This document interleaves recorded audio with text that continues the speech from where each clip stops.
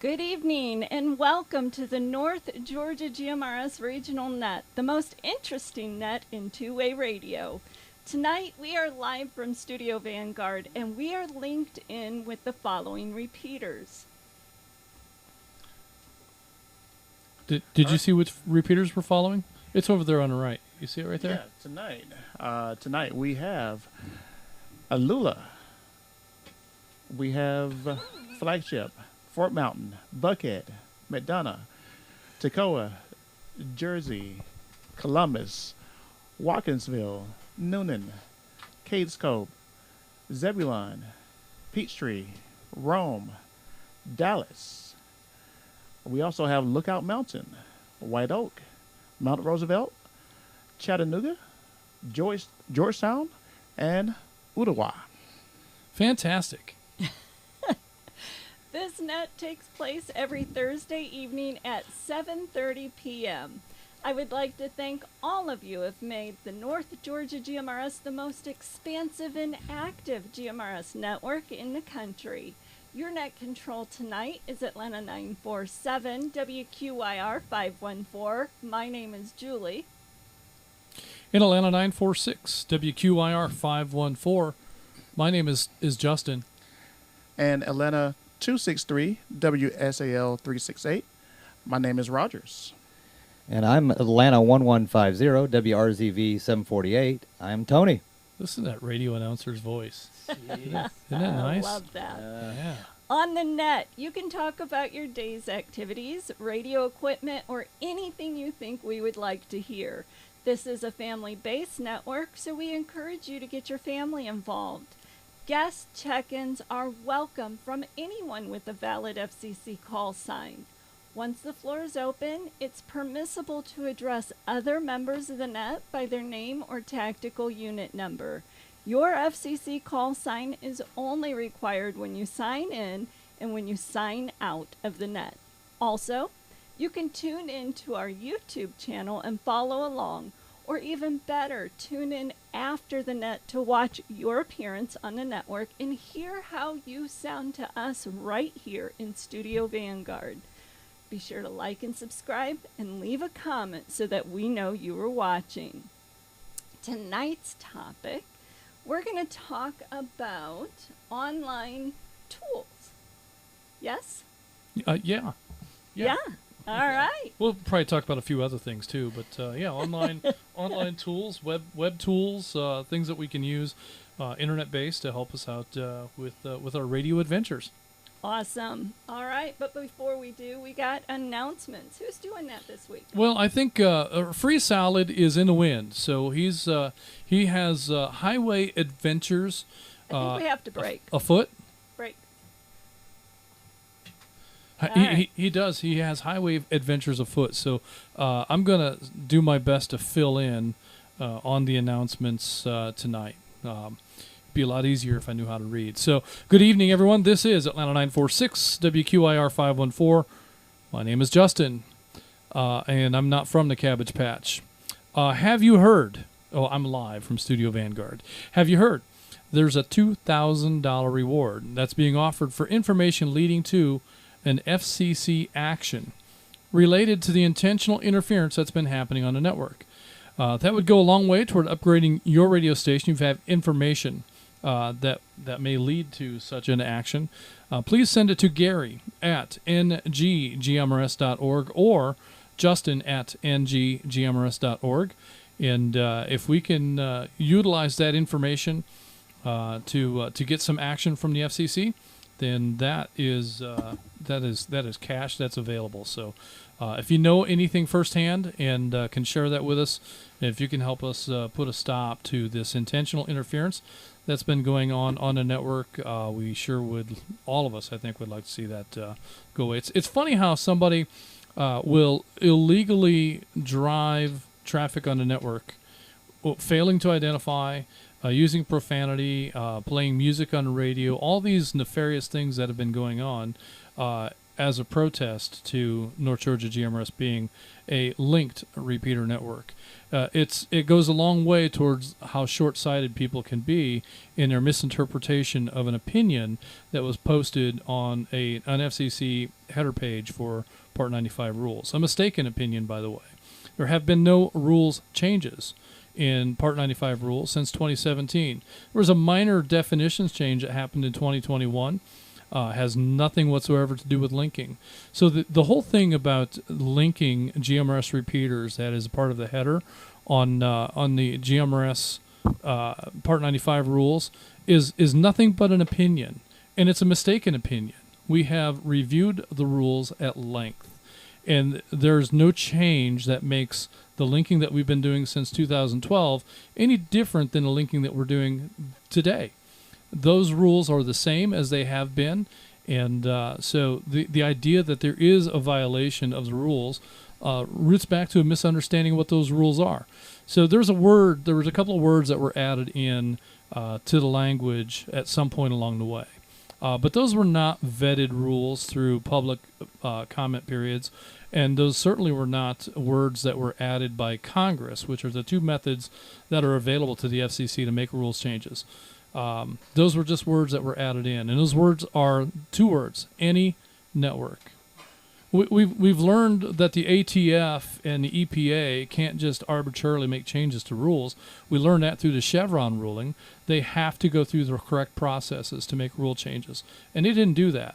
So that's invalid, and they're just not going to be able to stand on that. So anyone that wants to contest that or feels like what we're doing is improper, you're welcome to file a complaint with the FCC. Dana says that my audio is too hot. Can you bring me down just a little bit? Let's break. So we'll get into that a little bit further along the way, but one thing I wanted to add with relationship to the frustration that we all experience with the intentional interference. It's one thing that we've got one bad actor out there that is making a fool of himself. There's no need for any North Georgia GMRS members to join in on that. All right, there are occasionally efforts to antagonize and generate that bad traffic so that we can make better use of our tracking equipment. And when that happens, we have key people that are engaged in making that happen. And if you're not in the loop, then please just stay out of the way. I don't want any of our members to get into trouble. I don't want any of our members to drag the image of the network down to that level. And I want to be sure that we can do our best to maintain a family-friendly atmosphere despite what's going on. So let's just bear that in mind. Let's not let this bad stuff affect who we are, because we are above all of that. We are in full compliance with FCC rules, and anyone that disagrees with me is absolutely welcome to file a complaint with the FCC and have the authorities check it out. So please do that. North Georgia GMRS has announced at the Chattanooga Hamfest the North Georgia Amateur Radio Association. It's our new radio group available to licensed amateurs only. It comprises 5 amateur 440 and 2-meter repeaters this year and 5 more coming online next year. We have a secured, coordinated, I think that's the same thing over again. We have secured coordination for 10 repeaters across North Georgia for the largest, most active linked amateur radio network in the country. This network is separate from NGGMRS and requires a separate membership. Go to ngara.net for more information, including coverage maps and a repeater list, as well as a link to purchase your membership. Memberships acquired now through sometime after the Stone Mountain Hamfest will carry the distinction of a founding member. That means you're here from the start. For those interested in becoming a licensed amateur radio operator, we'll begin early next year offering free exams to those who wish to upgrade from GMRS or upgrade their technician to a general or an extra license. Let us know that you're interested with an email to justin@nggmrs.org, and we'll find the closest testing location to you. We plan to have several testing locations throughout the region, and we'll be holding probably quarterly. Unless the demand is there, we'll be holding quarterly test sessions throughout the 5 regions of the NGARA. So hopefully we can have one that's close to you. If you and several of your friends are able to test together, we might even be able to arrange a special test session if there are enough people. Let me break.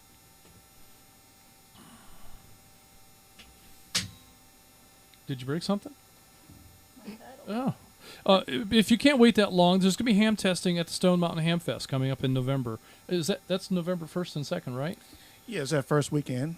First weekend in November. First weekend in November. I believe it's the 1st and 2nd of November, but I could be mistaken. Exams for all license tests are from 1 p.m.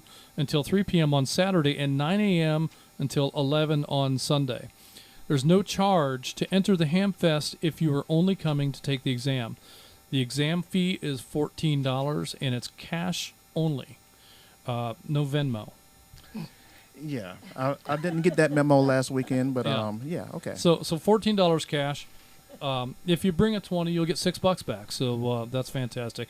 And you don't have to pay at the gate. Just let them know that you're coming for the test. You need to wait until 30 minutes prior to testing.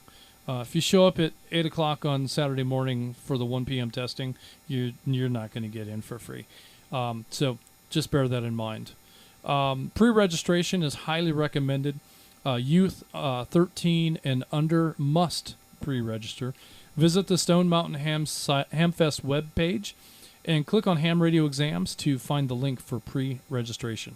So if you just Google Stone Mountain Hamfest, you'll find it. But you can also enter stonemountainhamfest.com. Stone Mountain Hamfest is one word. But if you're planning to go, hit the study guide and take your test at the Stone Mountain GMRS Hamfest. Well, it's not really it's a Hamfest. But, we got to throw our piece in wherever we can. I've got some upcoming gatherings to tell you about, so grab a pencil, take some notes. These gatherings are a great way to meet fellow members in and around your area, and a great way to show the community some of the fellowship that we're able to engage in with North Georgia GMRS. Let me break. It looks like first up we've got the Kennesaw Gathering, the Meet and Geek, on Tuesday, October 14th at the Old Town Grill and Cobb Parkway, around the corner from the McCollum Airport in Kennesaw. Bring your radio or programming issues to discuss and resolve on October 14. They'll have a mobile test bench available after lunch where they can test and program the most popular radios. Please reach out to Ed, Atlanta 557, beforehand, or on the air, or via email at wrqg806@gmail.com. If you're planning to attend so that they can be sure they've got enough seats and be sure they have the right programming cables and software for your radio. The Peachtree Corners Brunch Bunch meets the third Saturday of every month at Jarr's Log House in Peachtree Corners. That's at 6601 Peachtree Industrial Boulevard. It's always a fun time. October 18 will be the next brunch. Always available to answer questions and bring equipment with you for on-site assistance. Pamela says, all radio enthusiasts, please join us for a tasty meal. Check Google for their extensive but affordable menu. Right, Rogers? The food is great there. Yeah. I enjoy it. And my son loves it as well. Fantastic. Reach out to Pamela, Atlanta 849, or Ernest, Atlanta 848, for a chair.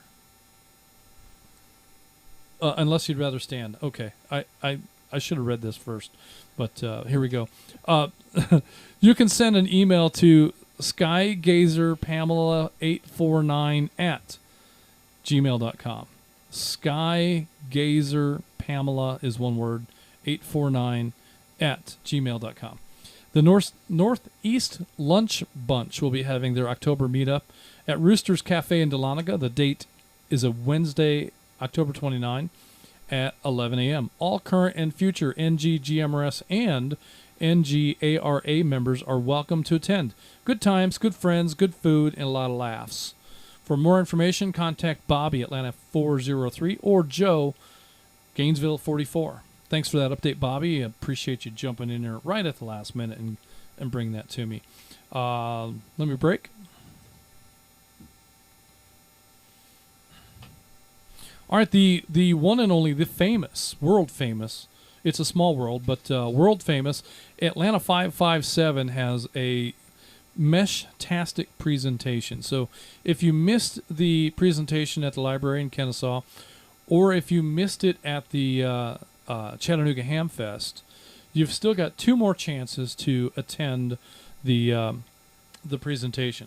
Ed will be presenting at the Stone Mountain Hamfest, but if you can't make that, it's also available on YouTube. You can go to our YouTube channel and find Ed's presentation on Mesh-tastic. Now, I recommend the Stone Mountain Hamfest as your best opportunity to attend the Mesh-tastic Forum, because there you'll be able to meet in person and ask questions. It's also possible to ask YouTube any questions that you might have. However, answers are a bit more challenging, but you are certainly welcome to ask. So definitely check that out.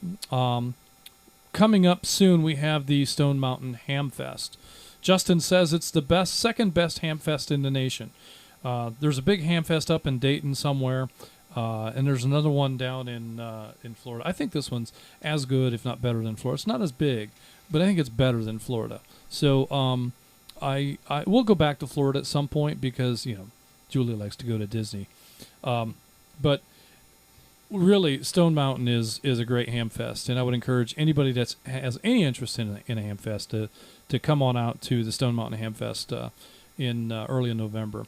Hobbit Communications, NGARA, and North Georgia GMRS will be there. Vanguard will be there. So if you didn't get a chance to tour Vanguard at the Chattanooga Hamfest, it will be making an appearance also at the Stone Mountain Hamfest. Early tickets are $8 online for Stone Mountain Hamfest, or they are $10 at the gate.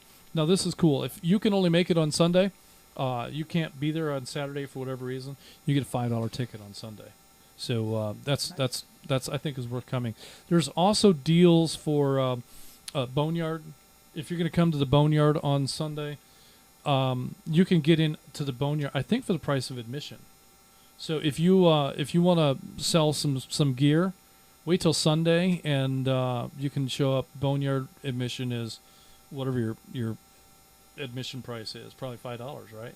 That's what I'm seeing. Yeah. So check that out. If you don't understand what I'm saying, and I barely do, you can go to the Stone Mountain Hamfest webpage and get more information. So let's see, what else do I have? I think that's it. That is the end of the announcements. So with that, let me kick it back to Julie and see where we're at. Awesome. Thank you. That was a lot. Was that enough? I think that was more than enough. Should I go find some more? I mean, if I send Pamela an email, I'm sure she'll come up with something for me. I'm sure she could. Yeah. Anyway, with that, we're going to go ahead and move on to this week's user tips and operating procedures. So with that, we're going to talk about online tools. So the North Georgia GMRS website is one of our best online tools, but there are a lot of other online tools that we can utilize for GMRS radio.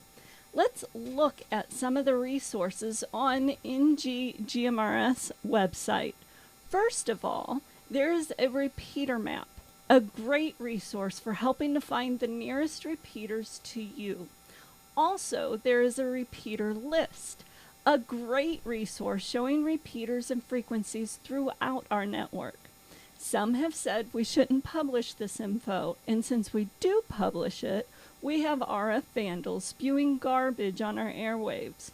But the truth is, many new users rely on this information for programming their radios, and many seasoned members still rely on it when they buy and program a new radio.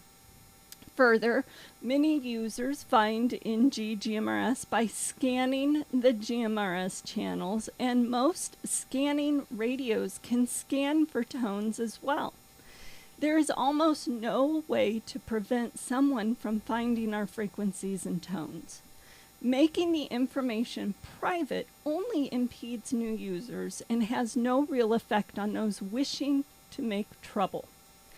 Also, on the North Georgia GMRS website, You can find links to FCC Part 90 and Part 95 rules, new members frequently asked questions, and a step-by-step guide to getting your own GMRS license.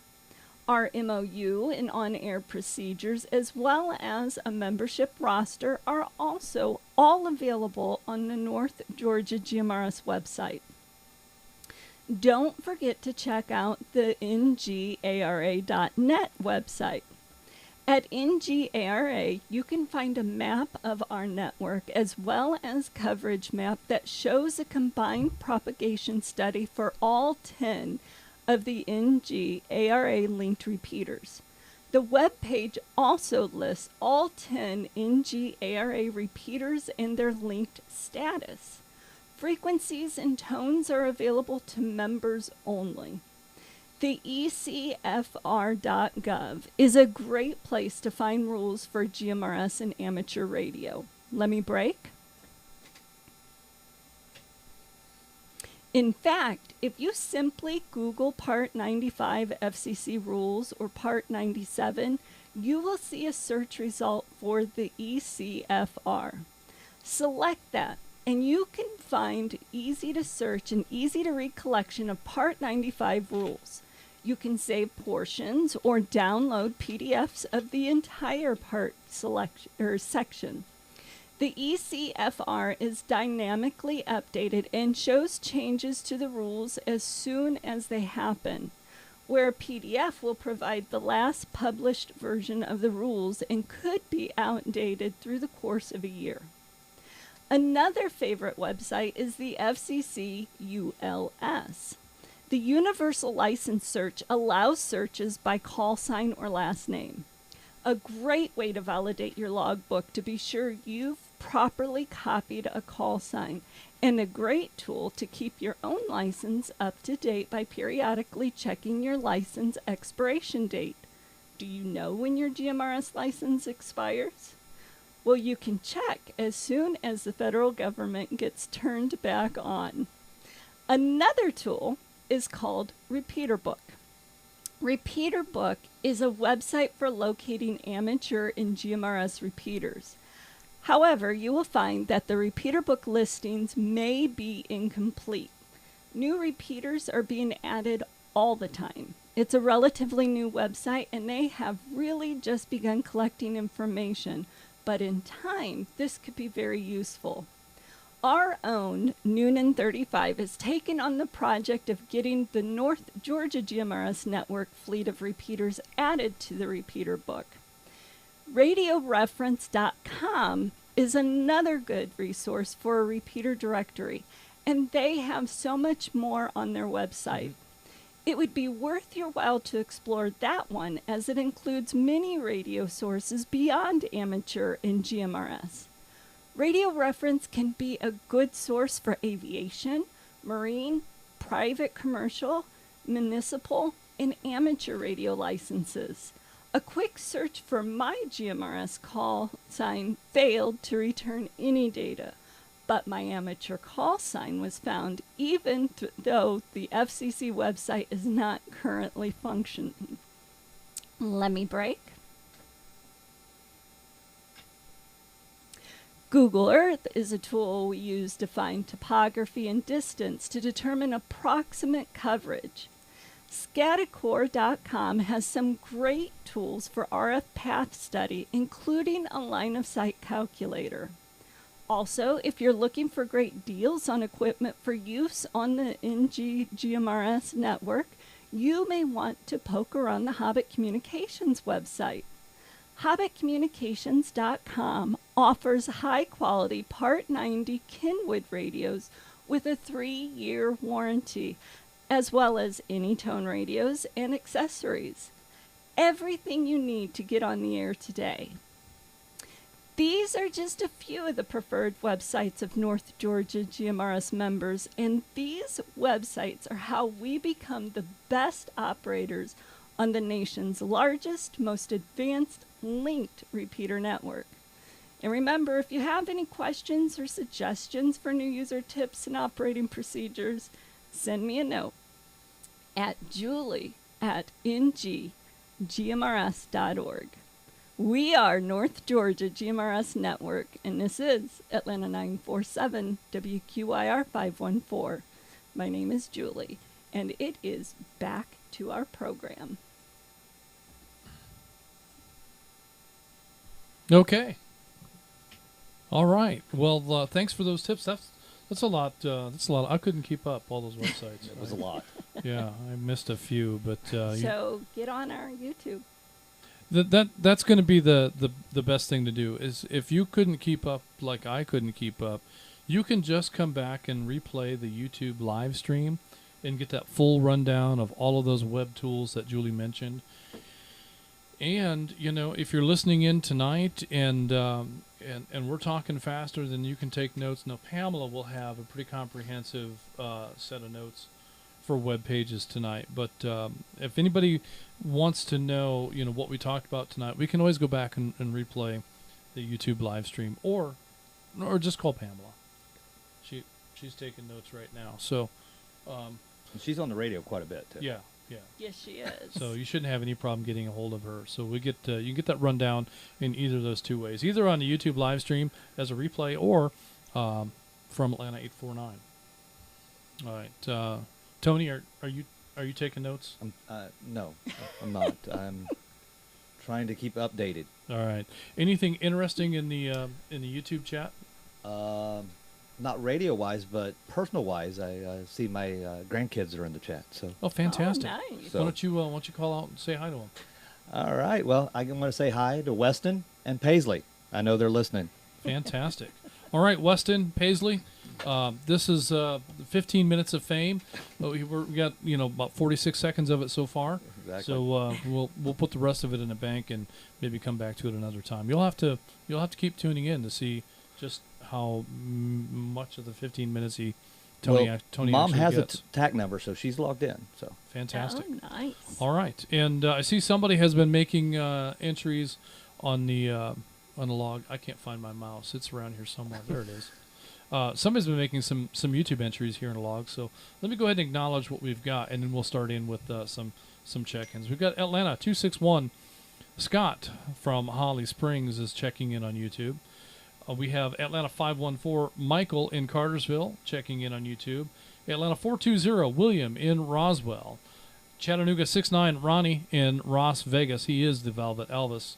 We also have Atlanta 1153, Nikki in Canton. yes, daughter. Interesting. Atlanta 1150. 1, 2. Yeah, there may be some connection there. A little bit. Glad to have you along tonight, Nikki. Thanks for checking in. Scott is And- out too, just so you know, because something about an anniversary date.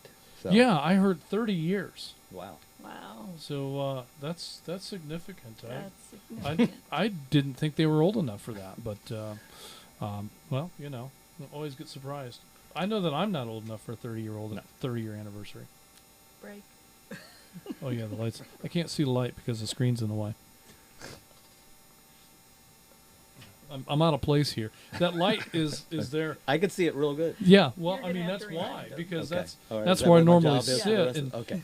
and so I'm the one that usually fires up the light. So nobody else has that issue. I don't know why, but let's go ahead and continue with check-ins. We'll take check-ins from any repeater other than Flagship, and well, we'll see what we get. But any repeater other than Flagship, and what was the deal? If you're over 70, it's the Tim Barrett rule. If you're over 70, then you get to cut to the front of the line. Net control standing by. All right. This is Thank you for coming, Tony. Not a problem. Enjoying it. this is WSGP 646 Atlanta 164, and by way of relay Yes. 165.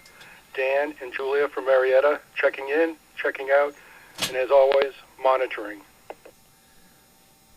Because I assume you said Mike was traveling now, that he couldn't. This is he's not doing any WRGA log, right? So I threw 941, those YouTubers Rome in. 12, Mark and Rome checking in. Mark. 1, 2.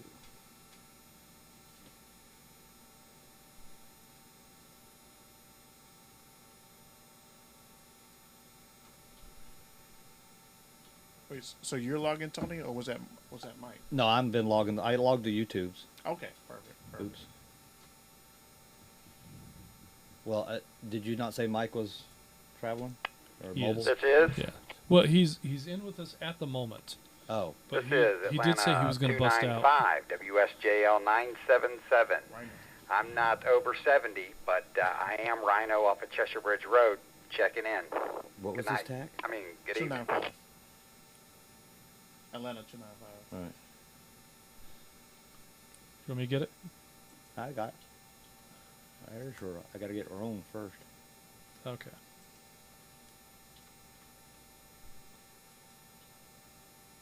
I don't know where the article. There we There you go. And Rhino is RY. Oh, there we go. That's perfect. Oh, it is. Mm-hmm. Or why? RY. I've talked to him a couple times. Yeah. I talked to him on Monday.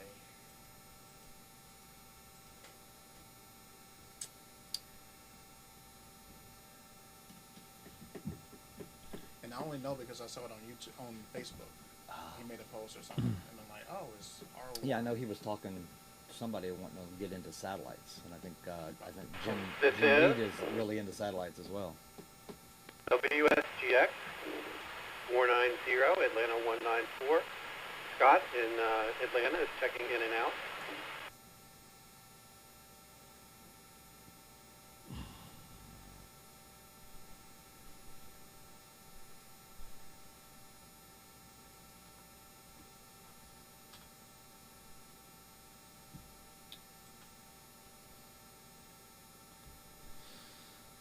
Scott. Yeah, Scott. That's the one that does. That did it with the Ed, the presentation. The message. Oh, okay. Yeah, I could never. Yeah, Scott. Scott, that was it. Yeah. All right. Atlanta 164. Dan in Marietta is in and out with us this evening, as well as Atlanta 165. Julia in Marietta, in and out. Rome 12. Mark in Rome is in and out. Atlanta 295. Rhino in Atlanta is in with us tonight. And Atlanta 194. Scott. Now, you might not recognize Scott, or maybe you do, but Scott is the co-star in the Meshtastic video. Is that correct? That's correct. Yeah, And, so, he was there helping Ed and doing his own thing as well. Yeah. So if you see that guy moving around and doing various things during Ed's presentation, that would be Scott's Ed's co-star. So thanks for hanging out with us tonight, Scott, and thanks for your contribution in making the Meshtastic videos happen. And appreciate your efforts there. From YouTube, I've also got Columbus 25 Peter in West Point, and also Atlanta 910 Chris in Kennesaw. With that, let's continue with check-ins from any repeater anywhere, including the flagship machine. This is the point at which we often have doubles and triples and catastrophes in radio. So let's try to be careful, slow the roll just a little bit, and check in one at a time from any repeater anywhere, including the flagship machine. This is Atlanta 313, WSJN 275. Swanee Steve checking in and checking out, but monitoring. This is WRWK. This is WRWK 895, Atlanta 250, Dana from high atop Mount Olympus in Dahlonega. And I'll be in tonight. Not sure what we're talking about, but I'll be in. This is WRBG 415, Atlanta 11, John and Ken. Check me in and out for tonight, please. I've been monitoring since the beginning.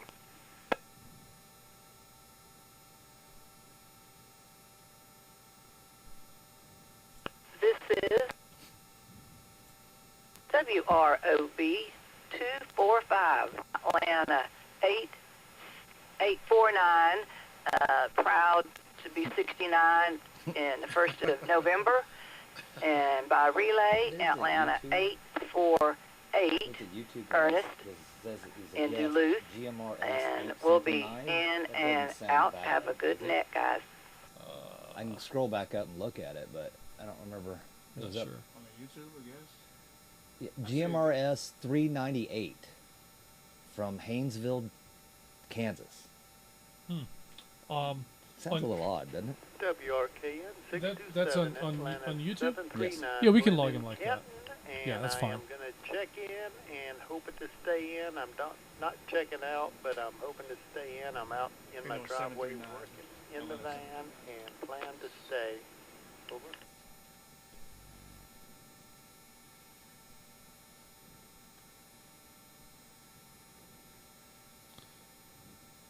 Yeah, does he have a first name? R. Ferguson? That's all I got. Okay, yeah.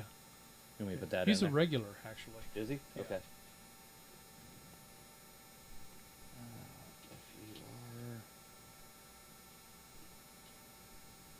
Yeah, because he's not actually on the air. I don't even care if he has a call sign.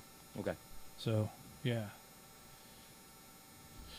All right, so there was a couple of RF check-ins. Did you put them on paper? Or I got them on paper so far. I'll get them 2 seconds here. All right.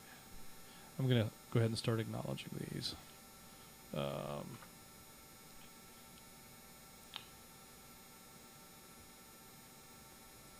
Let's see. These were already acknowledged. Okay. All right. We've got a couple more check-ins here. We've got from YouTube. I've got maybe I've already called these.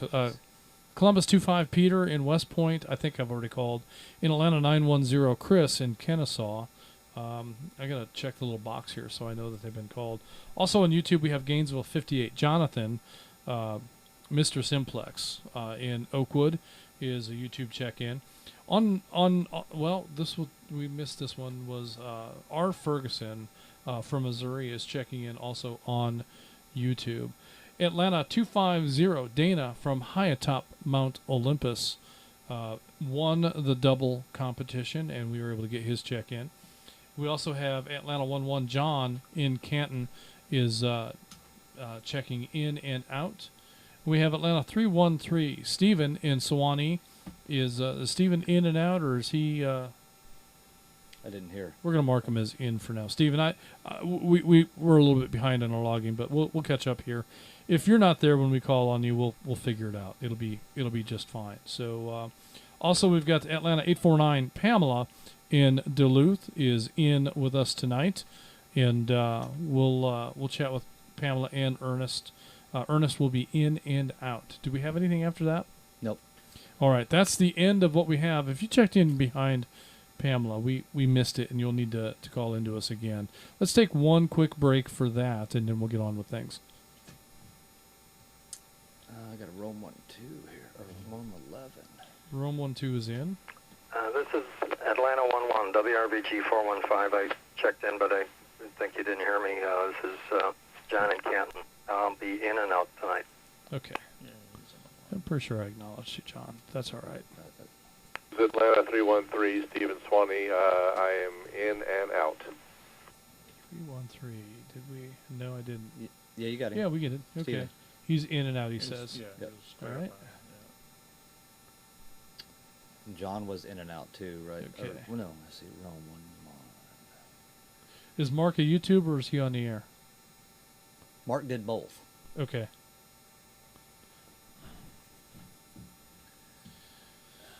Rome 11 didn't say, so on the YouTubes. 11 mark.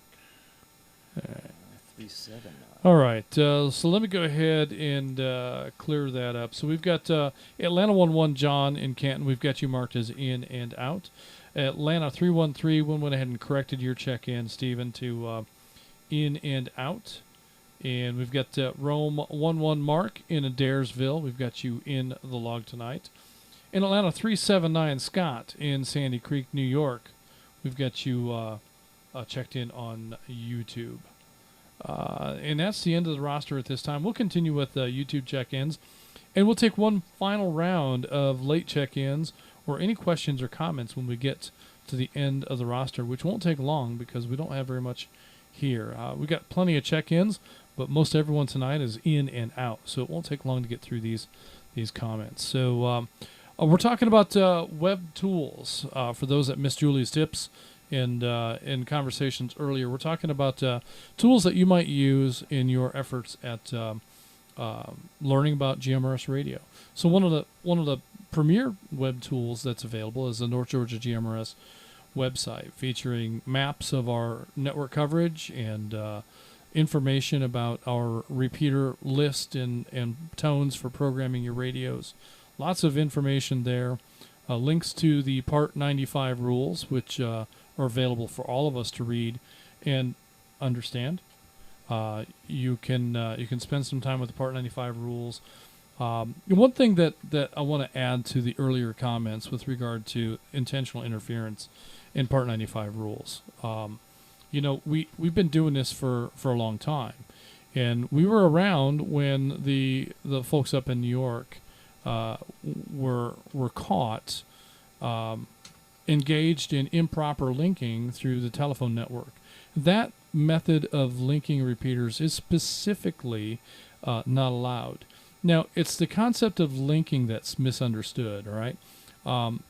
What the rule is talking about is interconnecting with the telephone system.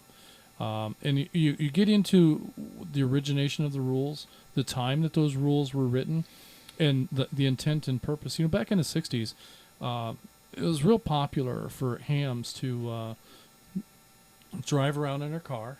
Usually it was a convertible. And back in the 60s, they could grab their radio and they could make a telephone call from their car. It's the coolest thing in the world. This was well before cell phones were a thing.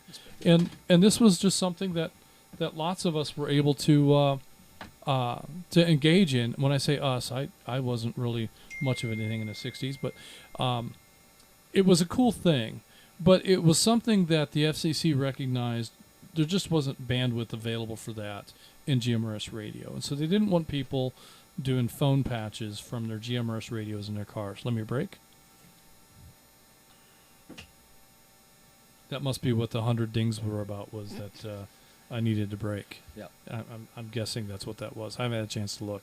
But so the phone patch is what we were talking about. And if you were doing a phone patch as an amateur radio operator back in the 60s, that was cool. But that's something the FCC specifically wanted to avoid in GMRS radio. And that is the spirit and the intent of the rules talking about no interconnection to a public switched network. That's what a public switched network was when those rules were written.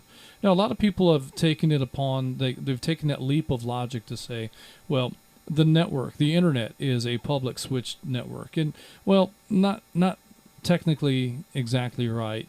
You could make that comparison, and people would just follow along with that for the most part. But specifically, the public switch network is the telephone network.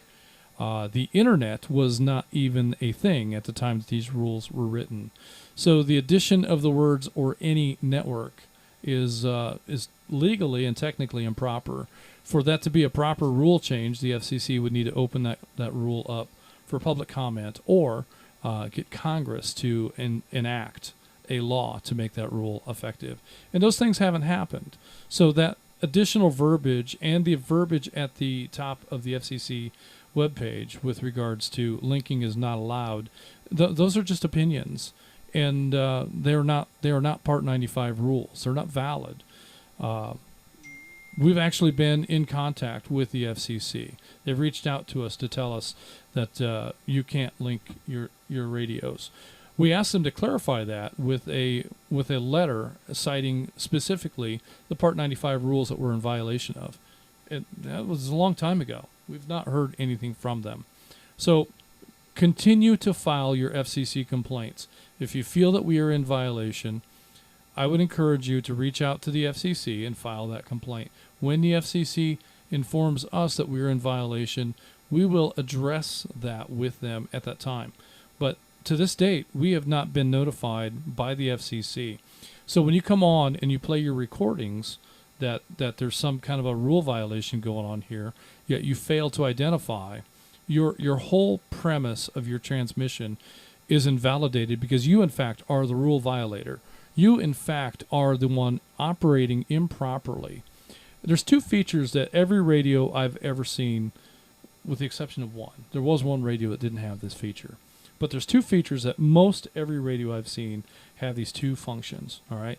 The first one, and this is probably the most important one, because if you're listening to us right now and you don't like what you're hearing, you are welcome to turn your radio off. Turn it off. Just turn your radio off, and you don't have to hear a word that I say. Let me break. If you do that, then you're protected against anything that I'm putting on the GMRS network. And the other option that your radio might have, I have seen a radio that did have a broken volume knob. It was for sale at a Hamfest, and you can't turn a deal like that down. Literally, because the volume knob's broken. But you can turn the volume all the way down so that you don't have to hear.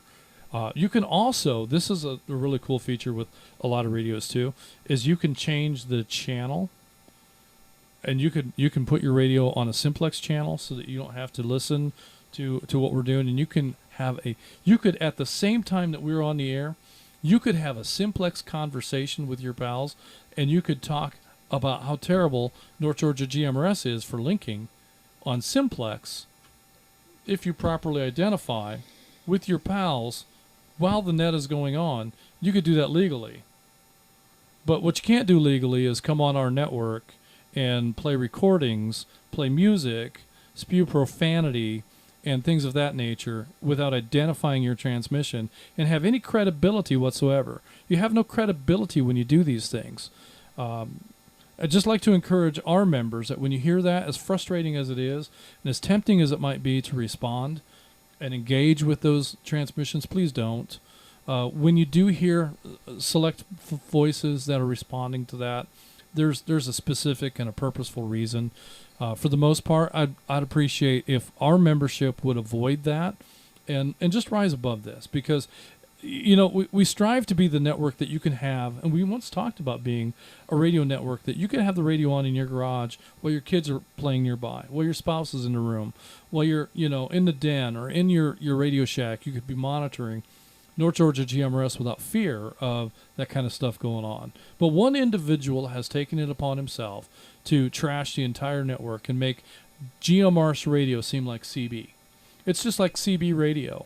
And, people get on me sometimes when I talk bad about CB radio, but this is the environment that I've experienced in CB radio, and that mentality has fallen upon our airwaves, and I resent that deeply. But here we are. We're going to do everything we can to root this bad player out and get him off the air once and for all. I don't know exactly what that looks like. I don't know exactly how that's going to play out. The FCC has not been a lot of help.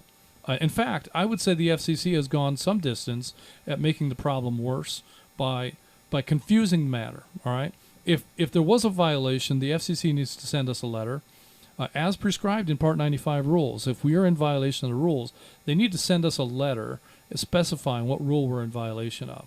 They haven't done that because we're not in violation. We are not. We are not in violation of the rules. Otherwise, that letter would have come months ago. So understand that we are not in violation of FCC rules. They've been in touch with us. They have not responded with the appropriate letter. Every GMRS group in the country, every last one in the United States that has dropped their linking has done so voluntarily. You can't go to the FCC website and find an action against a GMRS group for linking. Not even the group in New York. There's no FCC action against that group. They dropped their links voluntarily. Every GMRS group in this country that dropped their links did so voluntarily. They didn't do it because they were in fear of a violation from the FCC. Well, maybe they were in fear of that, but they didn't get the actual letter. There have been no actions by the FCC for linking violations anywhere in the country. So maybe we'll be the first. We are the largest. We are the most advanced. We are the most significant GMRS entity in the country. And, if the FCC wanted to make an example, we're it. But that hasn't happened. And there's a reason it hasn't happened.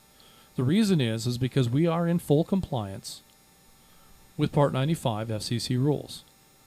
That's the bottom line. That's why after over a year of this nonsense, we continue to enjoy linked communications on the GMRS network. So that's enough of that. Let's move into tonight's topic is web tools. One of the best web tools that I can bring to light for you is the North Georgia GMRS website. I think I've already said that, but that website gives you access to Part 95 rules. It also gives you access to our memorandum of understanding. So if you're not sure, I mean, because we have rules of how you behave and how you act on the radio that are above and beyond Part 95 rules. You know, the code of conduct even engages in how you would react, how you would act in public. Like, for instance, if you're representing North Georgia GMRS, if you're wearing our garb, let's see, can I do this? Is that allowed, Rogers? We got you in frame still. Is that legal? All right. So if you're wearing our material out in public, we expect you to behave responsibly and respectfully. And, you know, when you represent North Georgia GMRS, we want you to be someone that we are all proud of, to consider our brothers and sisters in this radio community. You know, in amateur radio, we often talk about making contacts. You know, right? So, and I see Tony's over here with his paper log. He's over there documenting all of the contacts that he's making tonight, and that's valid. There's nothing wrong with that. But in GMRS radio, we build relationships. Let me break. Not that they're broken relationships. It's just that the light came on, and so we build relationships. And so, Tony, since you've become a part of GMRS radio, how many new friends have you acquired over? You've been here for around about a year. Almost a year, yes. Yeah, almost a year, and 2 dozen, 3 dozen. You know, just acquaintances or people that you hang out with, or both. A little bit of both. Yeah. So, I mean, and that's one thing that we hear over and over again is that what a great community this is. This is a fantastic, you know, Pamela's gathering coming up. The Rabbit Hole Gang has their gathering over there in Marietta. Ed's gathering over there in Kennesaw. The guys hanging out up at Roosters. There's a gathering up in Chattanooga that Ronnie will never tell me about. It's, I believe, well, sometimes it's at Sugar's. Sometimes it's at Champy's, and sometimes it's on some farm up there somewhere, and I never know which. So does he just not want you to come? I think that's what it is. Is that what it is? I think I think Ronnie's like, I know. Yeah, you keep that 946 guy out of here. But I've been to Champy's, and it's great. It's a great place to eat. I've not been to Sugar's, but I mean, if it's a rib place and it's called Sugar's, is there any question here? I would think it would be good. I'm thinking that's going to be. That's like Fat Matt's. Have you been to Fat Matt's? I haven't. Where's You've it? not been to Fat Matt's? Where's that located? It's in Midtown. Okay. Kind of half. Well, it's more Midtown than Buckhead, but it's in that area. Fat Matt's is it's all about the environment, right? It's classic barbecue, and it's a classic barbecue vibe. There's a place in Fort Wayne that serves mediocre food, but it's cheap, and it's good enough. But the environment, Clem's Cafe on Wells Street. Wells Street back in the 60s and 70s was the gangster shoot 'em up. There were 3 bars in an intersection corner, and the drunks would have a knife fight in one bar, a gunfight in the next bar, and then go to the third bar to finish their night of drinking. It was a rough place at night. Well, Clem's is occupying one of those buildings that used to be a bar, and the neighborhood is much different than it was, but it's still it has that rough looking part of town kind of appearance to it. But it's not bad to be in, at least during daylight hours. I don't know that I've really been there. I've been there dark, in the morning because the sun hasn't come up yet, but I don't think I've been there. I don't think I've been there after, in evening hours. But anyway, Clem's, a great place, mostly because of the atmosphere. And, I've been in Atlanta I've been in Georgia for 15 years. Let me break. And I could show up at Clem's this weekend and they would recognize me. So that's kind of neat. They know your name? Yeah. And they know my order. Oh, that's good. So yeah, that's fun. Actually, it's funny because it was late last year. Julie, I was supposed to go, and at the last minute I wasn't able to go. So Julie went to Fort Wayne with her parents, and I think to torture me, they all went to Clem's for breakfast. And while they were in there, Julie called, and she called to FaceTime me so that I could see that they were at Clem's. And at the time that I was on her phone, the waitress came by and saw me talking to her, and said, "Oh, I know that guy." Lord. So, Fat Matt's is a place like that. It's environment. The food is good. It's not mediocre. It's good. But Fat Matt's is a great barbecue place. So that's what I think of when I think of Sugars. But you talk about that environment. That's what I feel from North Georgia GMRS. I might not hang out with a half a dozen people, but I know if I needed something in an emergency, there's not one of them that wouldn't come and help or offer to help. So it's that same environment. It is, and that is something that we've endeavored to foster is a helpful environment, and it's one of the things that I've loved about the network. All right, so we've got guys like Tim McDonough 22.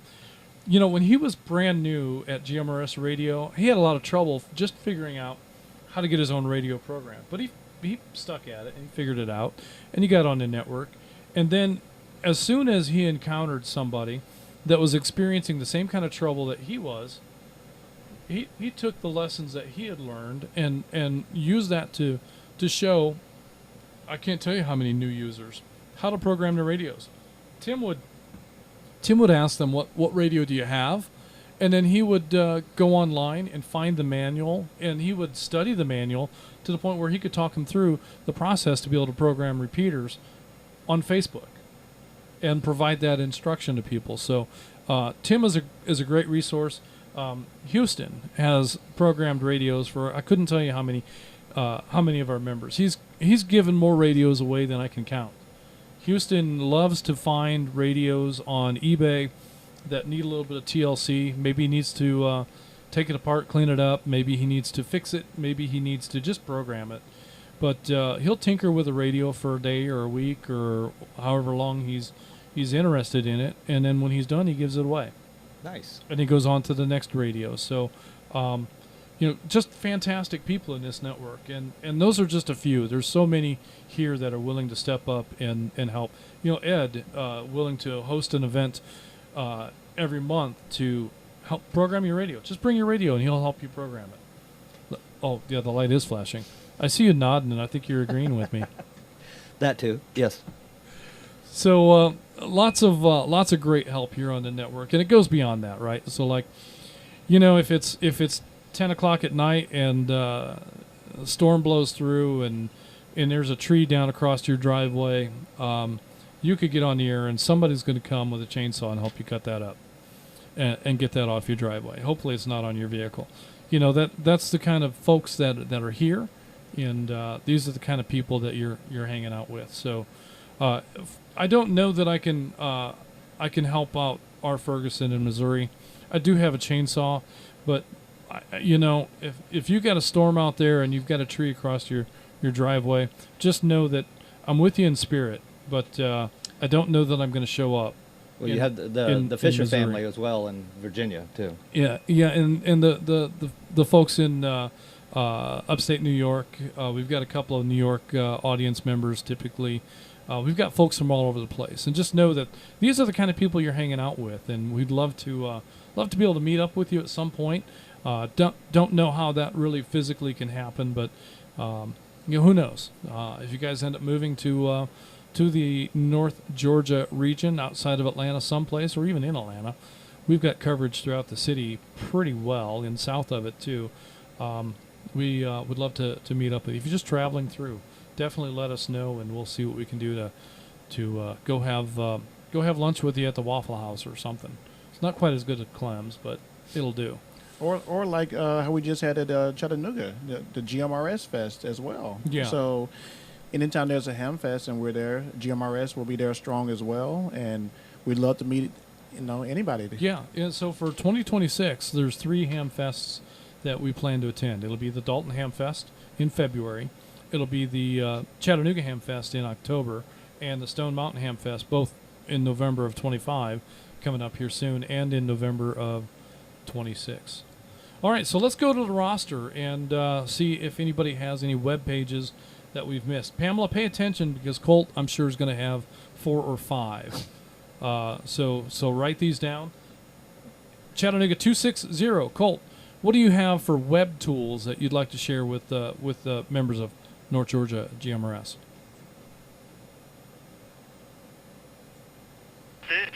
Chattanooga 260, WSTM 494.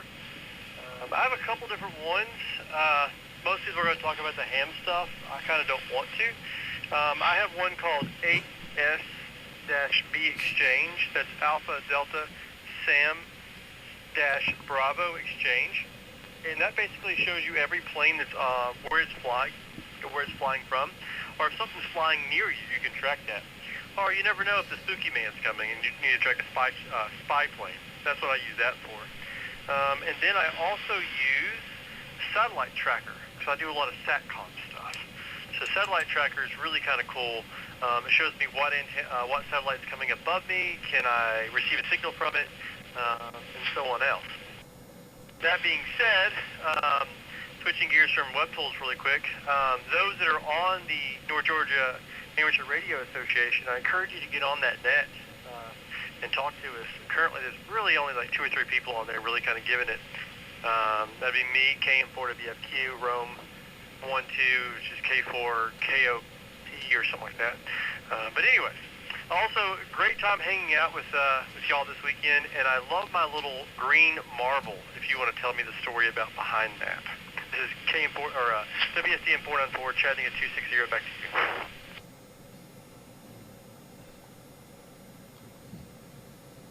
Oh yeah, Rogers, do you have your green marble? I've never received one. Oh, I didn't give you. Oh, you're gonna get a green marble. I got one. You got one? Did you bring it? No, it's okay. On my nightstand. All right. So the green marble. If you go back a little ways, a very regular appearance on the North Georgia GMRS network was an individual known as Uncle Mike from up around Cherry Log. Uncle Mike loves North Georgia GMRS Network. He is one of our favorite contributors. He's not been on the air very much lately, but he's here with us all the time in heart and spirit. I'd say there's a good chance he's if he's not watching us live on YouTube, he'll definitely pick it up in the next day or so. So Uncle Mike from up around Cherry Log, this one's all about you, man. So Mike has often referred to the GMRS logo as the I'll get this frame.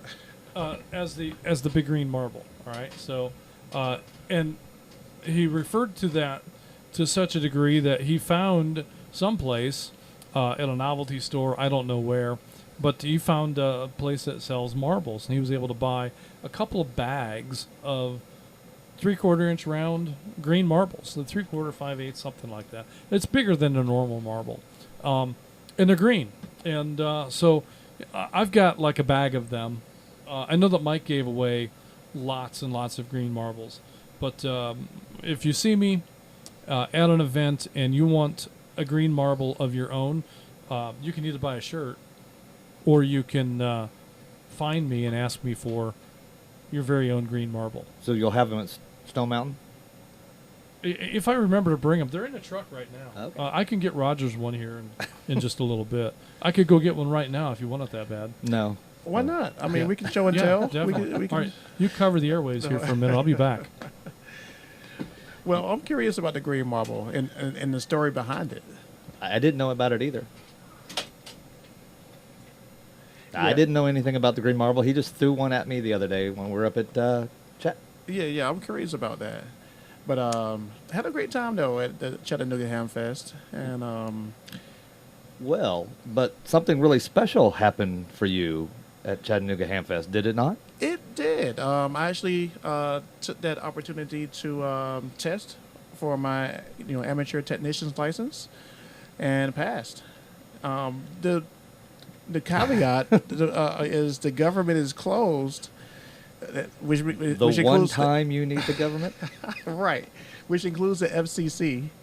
And, so once everything gets reopened. But they'll come through. Yeah. You'll get it. Yeah. I think I'm in the queue. But you want to talk, don't you?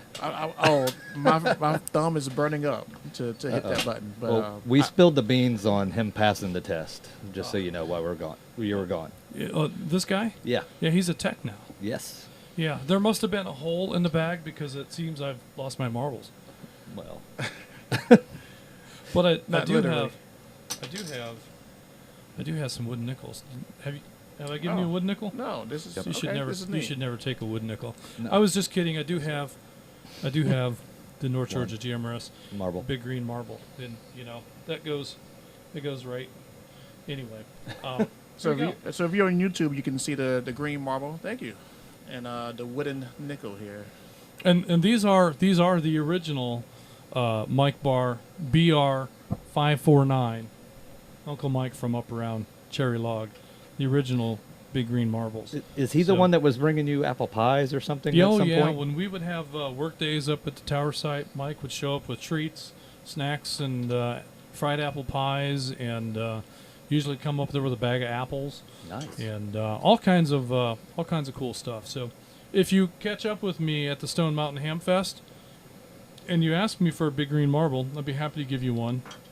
If you ask me for a wooden nickel, some people call these round tuits. I think that's clever. I've never heard that.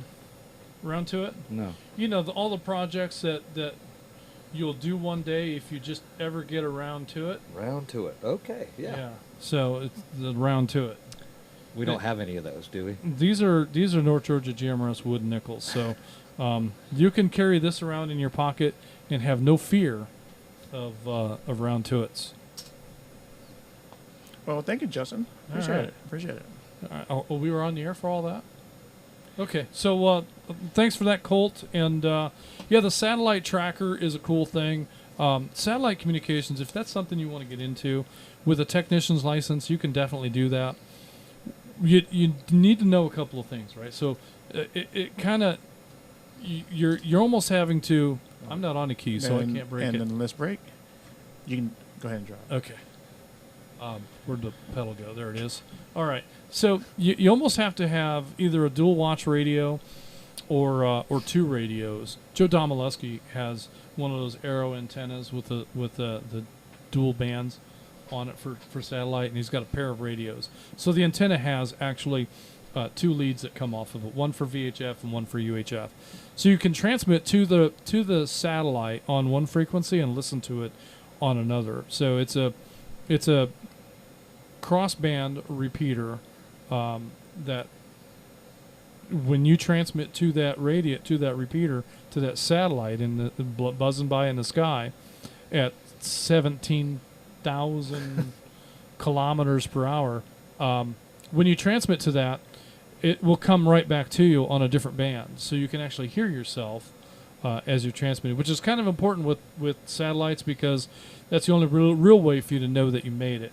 There's so many people that are going to be trying to talk on that satellite at the same time, so you have to burn through the pileup, but you can make contacts even with the pileup, and you can get your call sign repeated back to you by somebody, sometimes 3 or 4 states away, oftentimes several hundred miles away.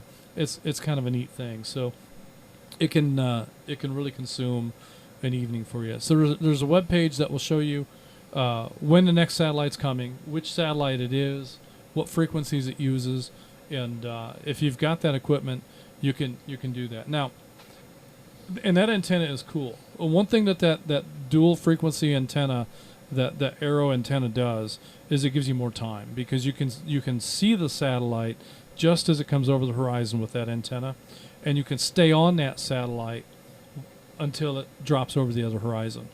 But if you've got just your basic Bofang radio, dual band radio, and you tune it up properly, when that satellite is directly overhead, you've got about a 2 or 3 minute window. You can hit that satellite with a 5-watt HT. And haven't gone down that road yet. It's absolutely fascinating. When you hear your call sign come back off of that off of that satellite. It's the coolest thing in the world. So, along with satellite, there's also contacts that you can make with the space station. So, it's not active all of the time, but the International Space Station, there's a website for that where you can go to and you can find out if the repeater is on or not, or if the astronauts are available. Every American astronaut that has ever flown has been a licensed ham. I didn't know that. So that's part of the astronaut training program. And so every astronaut that the United States has put up has been a licensed ham. I don't know about other countries. I would assume something very similar from astronauts from other countries. And, it's part of the alternative and emergency communications thing, right? So if everything in the space station breaks down and all that's left is the ham radio, we don't have to worry about them reaching out and somebody coming on saying, "Get off my airways, you're not supposed to be here. You don't have a valid FCC call sign." Let me break. Which is probably, that would be my response. You're not really on a space station. You're just some kid screwing with me. I don't know, but in any case, so they're all hams. And many times they will schedule sessions with middle schools and elementary schools where they'll have a ham radio operator bring equipment to the school, and the students in the school can speak to the astronauts directly, ask them questions. How do you pee in space? All the questions that kids would ask. Right. Which some adults. I've still never heard an answer that's plausible. Do you know how they pee in space?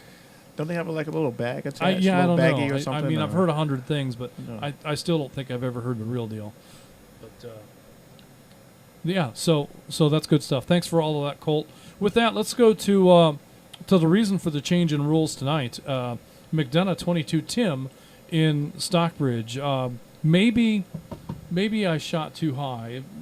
I said anybody over 70 could cut to the front of the line and check in. Tim might not be that old. McDonough 22, go ahead.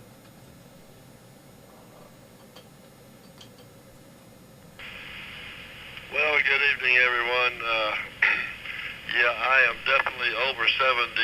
We don't have to talk about how far over 70, but anyway, definitely over 70 years old here. But it's just a number,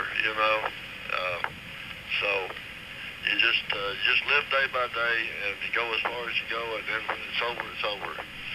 But anyway, the main tool that I use is probably the most simplest of all the tools that we use on here, and that is the North Georgia GMRS live repeater map, which I generally have up on my laptop or computer or my cell phone browser. Pretty much all the time when I'm monitoring the radio or listening to the radio, so I can see where the signals are coming from. I can make sure by watching the map, if it's active, when I turn on my radio and want to call somebody, I look at the map first and see if there's anything lit up on there. And so it's always helpful. And, we talk about quick keying, so I use that also. So when I key up my radio, I wait till I see the repeater light up. Usually that's like a second and a half or 2 seconds. But once that repeater lights up, it's safe to go ahead and start talking. But also, when giving radio checks and all sorts of things like that. And I like to tell our new members when I talk to them, they're setting up their radios and stuff and want to know if they can hit the repeater. Tell them, that when they think they have their radio program right, get on the air and ask for a radio check and see if they see the repeater light up. Because of course we know we need to ask for a radio check. You don't just key up your radio and chunk the repeater. So you have to go on there and ask for a radio check. But if nothing lights up, you didn't get out, especially if nobody answers back to you. Of course, you already know you're not getting out. But just if you happen to hit that one particular time when there's nobody out there to give you a radio check and you ask for one, you can always tell if you're hitting the repeater by watching that map. So it's linked on the North Georgia GMRS website. So I always like to direct everybody to that, and I use it continuously. So that's from a plus 70-year-old back to net control here.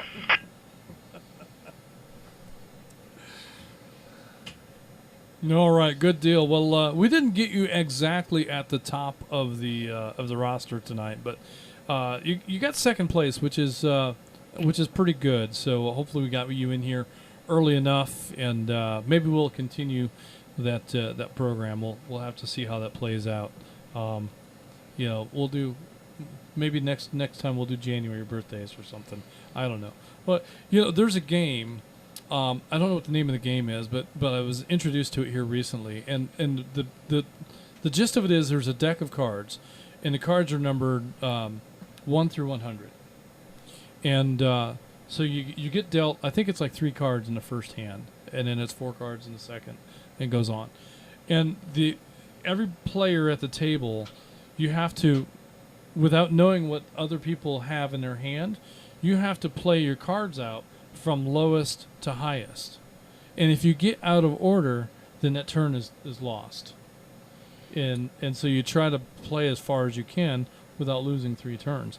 And so I'd love to be able to play that game on check-ins one night where we have the oldest check-in first and then the youngest, and then if somebody's out of order, I don't know, I think we have to I don't know how we play that. But that's a great way to get to know people. One thing you always ask, hey, what's your age? Well, sometimes people ask, sometimes they don't. But right.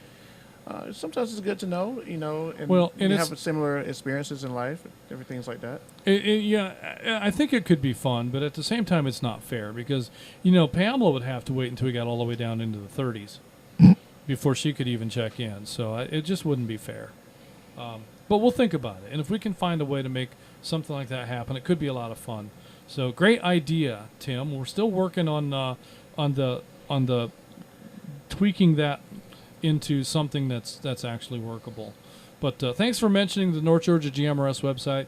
I agree. We got some great tools there. The repeater map is it was kind of cool because while you were on the air, we could see the McDonough repeater lit up, and that was exactly what you were talking about. So you can watch that map, you can see the interactivity, you can know that you're hitting the repeater. You can get an idea if you're talking to somebody. You can get an idea which repeaters are coming to you on. And so one of the things early in our linking adventures, we had a lot of trouble getting audio balanced from one repeater to the next. Atlanta 810 went a long way towards helping us out getting good audio throughout the network. So that was a good thing. But thanks for all that, Tim. And with that, and one thing is, I always hear Tim giving new users radio checks and or just guests coming through the network, and let me break. And he'll always say, "Yeah, I see that you're on the Zebulon repeater. Or, I see you're on this repeater." And it always kind of almost dumbfounds the person. They're like, "Wait, how do you know what repeater I'm on?" And so I know Tim uses that to his fullest extent. So, good job, Tim. Well, by doing that, Tim also shows new users that, hey, there are other resources and tools available that we can utilize in our own radio adventures. So you can't always have the map up, all right? If you're hanging out at the house, it's pretty easy to have that up on a laptop or even on a second monitor or something. You can have it up on a tablet. But if you're out and about, it's not really practical to keep it up on your phone and to be able to look at your phone each time somebody makes a radio call. It's not very practical. You could do it if you had a reason to, but when you're at your base station, that's a real easy thing to just have that up as one of the displays off your computer, and it's super easy these days to add additional displays, to a computer. Let me break.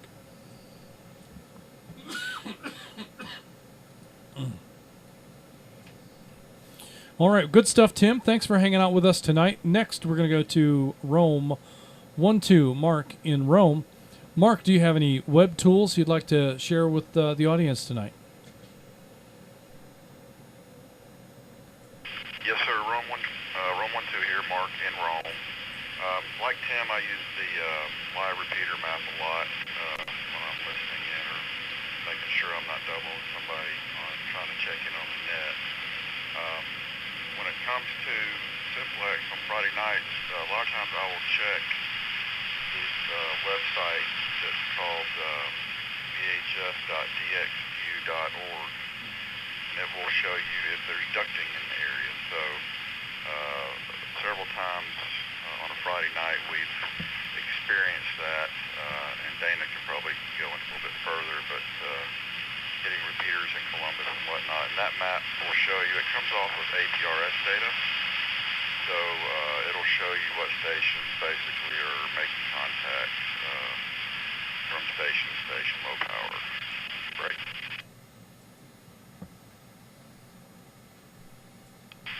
And the next app I probably use most often would be QRZ. On the ham side, you can look up everybody's call sign.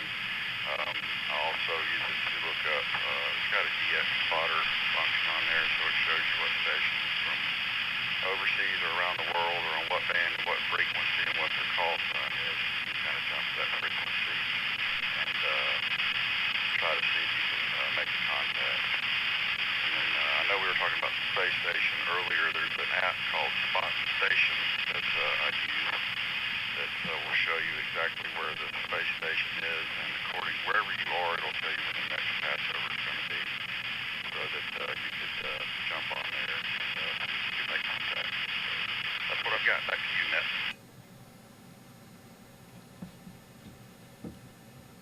Net. Very good. I threw up the HFDX propagation map up there that you were talking about. I can't see the URL.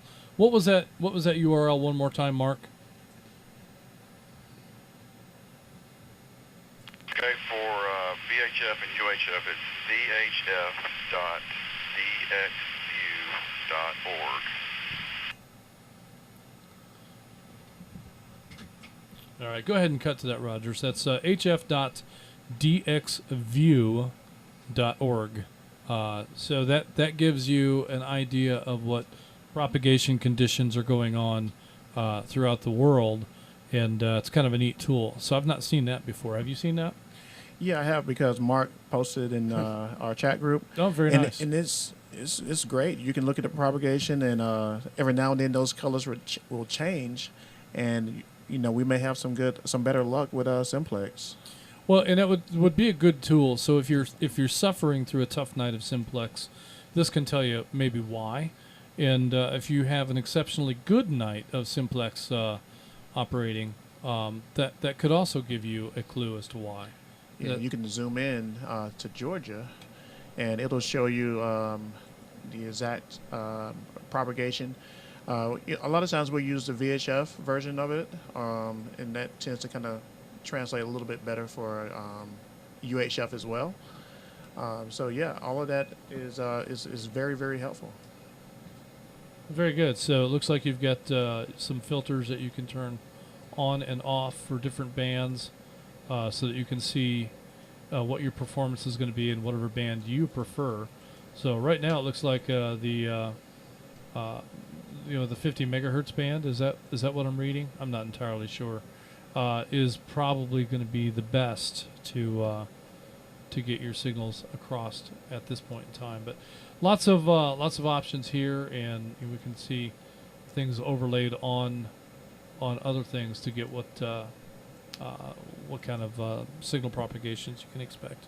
Yeah, and speaking of the signal propagation, I love when Mark posts that in our group chat, because if those colors change, that means that we may have a slightly better than normal simplex reach. Very nice. And that makes the waiting for 7:30, 8 o'clock, it makes it exciting. Oh, very good, very good. All right, well, that's good stuff. Now I got to figure out which screen my log is in, because I've got them all goofed up. But I think, Mark, did you have anything else for us?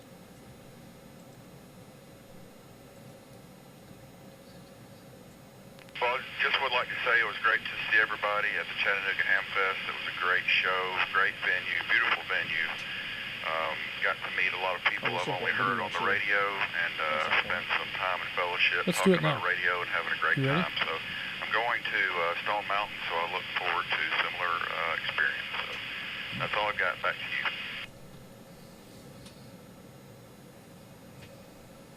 you. Very, very good. Well, I'll tell you, we had a great time at Stone Mountain, and let's see, how do I make this? Is that all we're gonna get? Can I F11 that? There we go.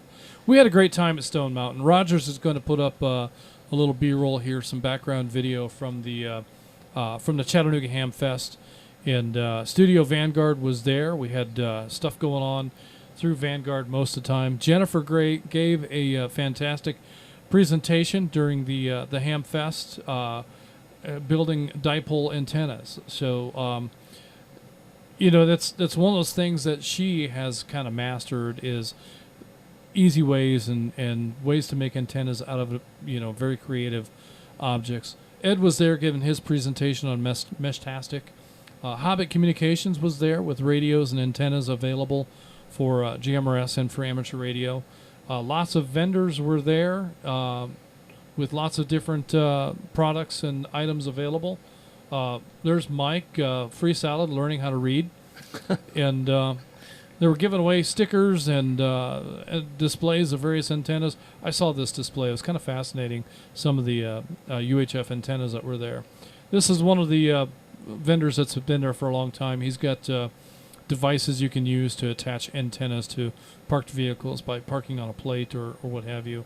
Lots of cases and parts and stuff. So I think, Rogers, was there anything that you missed? You saw everybody there, didn't you?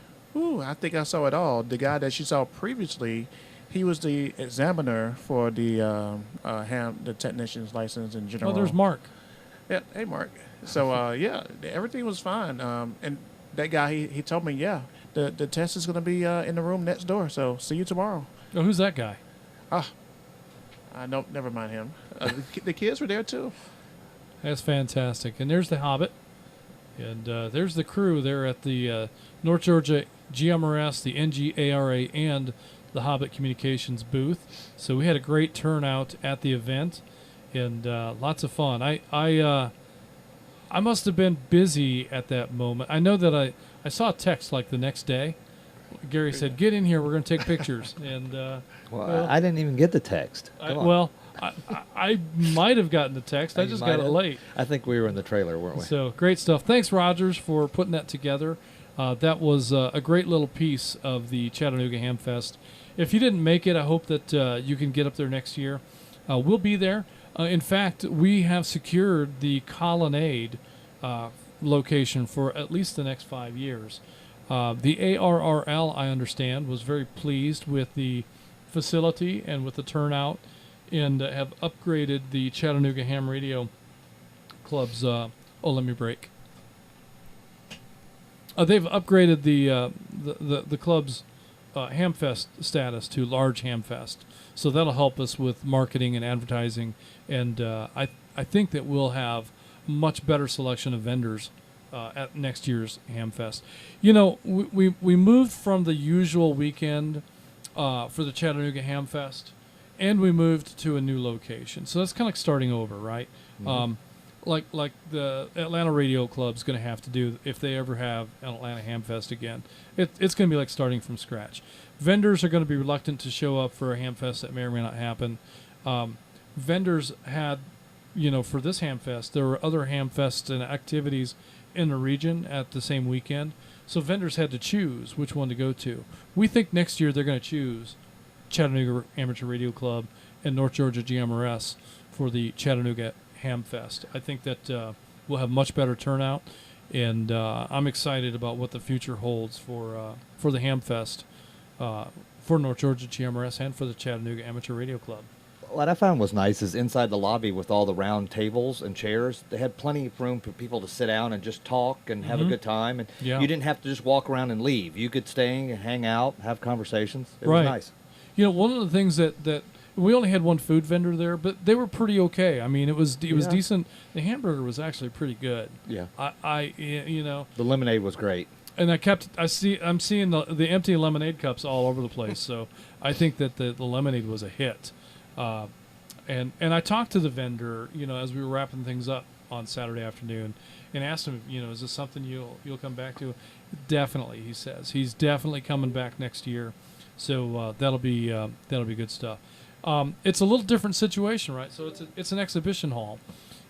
This is not their normal kind of an event. They normally have receptions, and they have dinners for large groups, and so catering is something that is generally $15 to $35 a plate, where a caterer is going to come in with plated food to set at a table in the venue rather than a hot dog stand outside. Well, I know every time I looked over there was a line.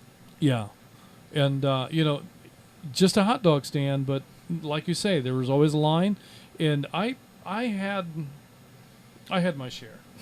It was good food and great people, great event to hang out at. So, thanks for putting that video together. And, yeah, no problem. And we'll probably stick that up as a short on the YouTube channel. So be on the lookout for that if you want to watch that again. If you want to see if you made the cut. Obviously, I didn't. You were in the beginning. Was I? Yeah. Oh. Right well. in the trailer with everybody. All right. Yes. Yeah. I got 10 seconds. 10 seconds? Okay. It's more than I deserve. Well, can't let that tech license go to his head. That's right.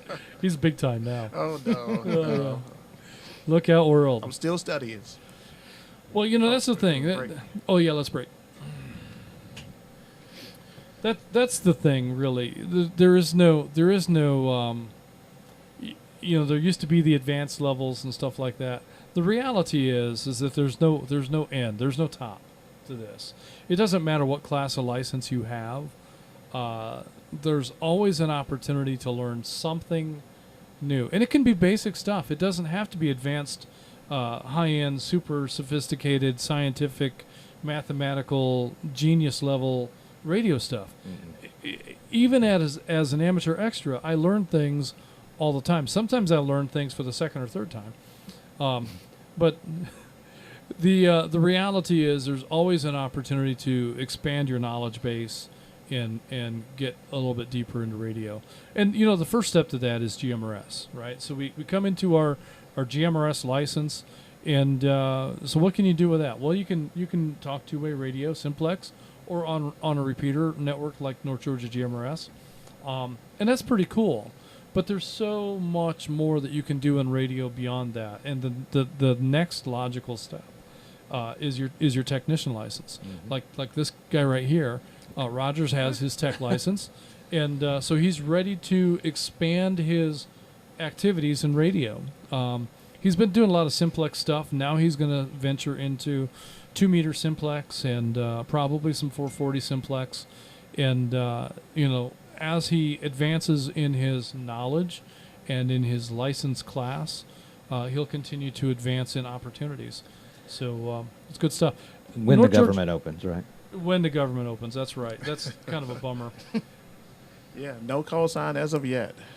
Yeah, that's a bummer, and we've seen that before with government shutdowns. Mm-hmm. But it'll come around. You've already done the part that matters, and that's you've passed the test. You've submitted the paperwork. Did you pay? Did you pay for your license? Not yet. Okay, so I paid the $15 for the test. For the test, but you got to pay the $35 for your license. So once you get that done, then it's just a matter of waiting for the feds to do their portion. I don't know whether the Coors is open that you can pay or not, but it's worth taking a look at. And so all of this is to say that you now are qualified to become an NG ARA member, right? I'm excited about that as well. But you don't have to. I mean, that's perfectly optional. We hope that you'll support the network and the amateur side of the network. We have high hopes and lots of potential, and I think it's going to be a lot of fun. In fact, at some point soon, we're going to be moving some of the North Georgia GMRS some of the nets to the amateur radio side. So we'll probably change our schedule a little bit. We'll do the live stream every week. but we'll be 1 week on GMRS. Let me break. We'll be 1 week on GMRS and another week in amateur radio, and alternate back and forth. So on the weeks that we're not on GMRS, if you want to tune in, you can catch us on a live stream, and then you can chime in on the air the following week when we come back to the GMRS side. So we'll start doing that probably. I think we're going to start that in January. So we'll be here for just a few more weeks, rounding out the end of the year. On the GMRS side of things. Where are we at on the roster? Who's next, Rogers? I think Mark was last. Rhino. So you got Rhino. Okay, Rhino.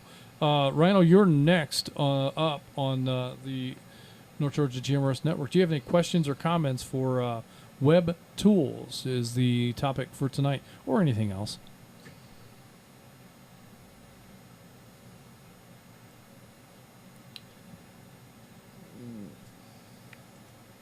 Good evening, Regional Net. This is Atlanta 295 WSJL 977 Rhino off of Cheshire Bridge Road. And first I want to kind of say this membership has been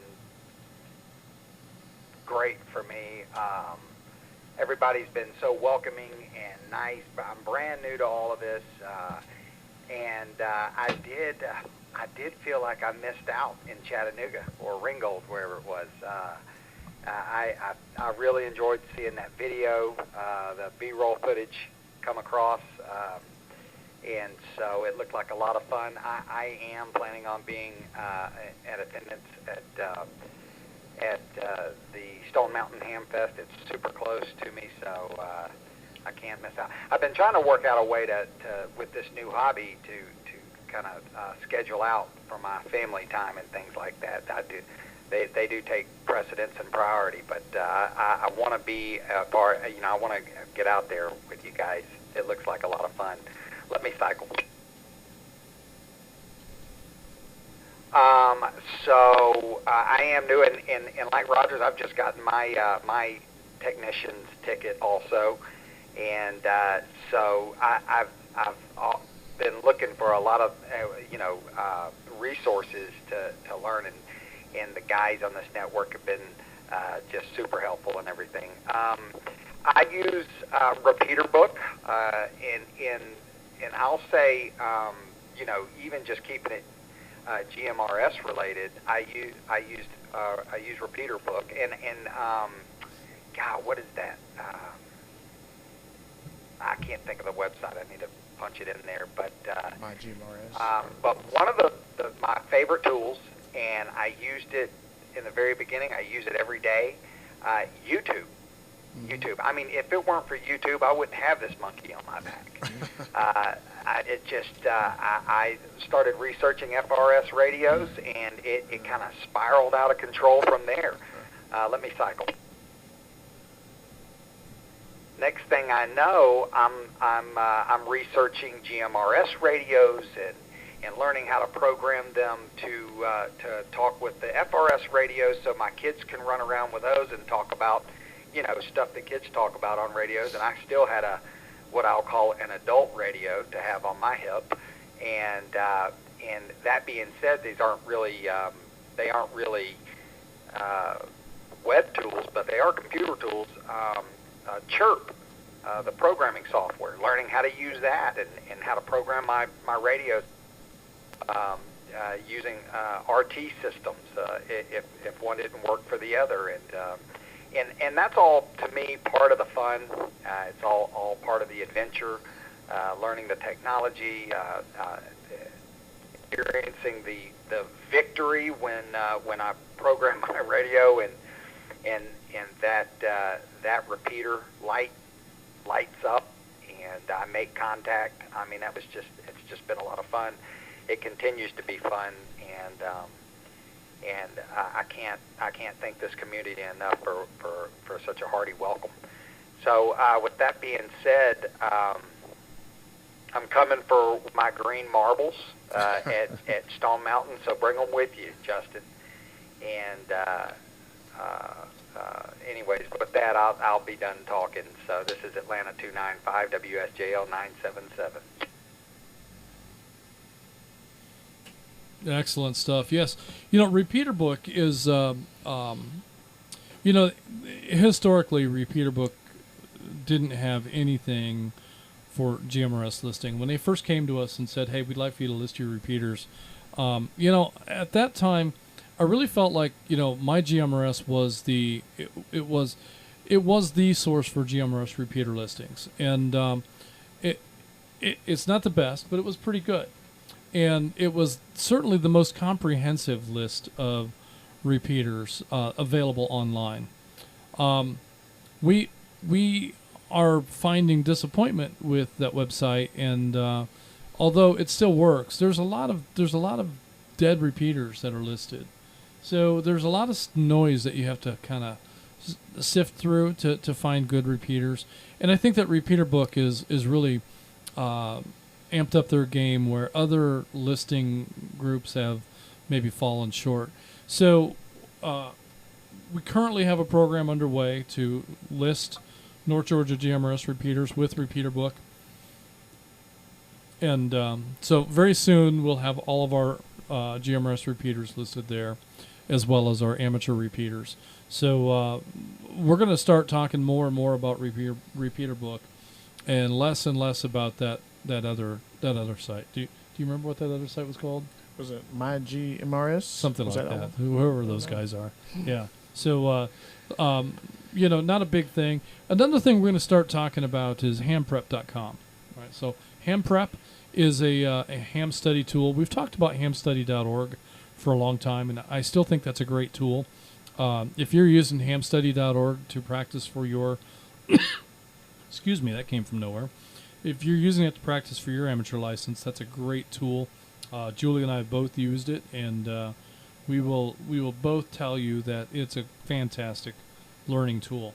But hamprep.com is something we're going to start looking hard at. One of the things I like about that, if you pay them for the study guide that they offer, their program, when you take the test, if you don't pass the test, they'll give you a full refund. So I think that's a pretty good incentive for them to make sure you have the tools that you need to successfully learn your way through that.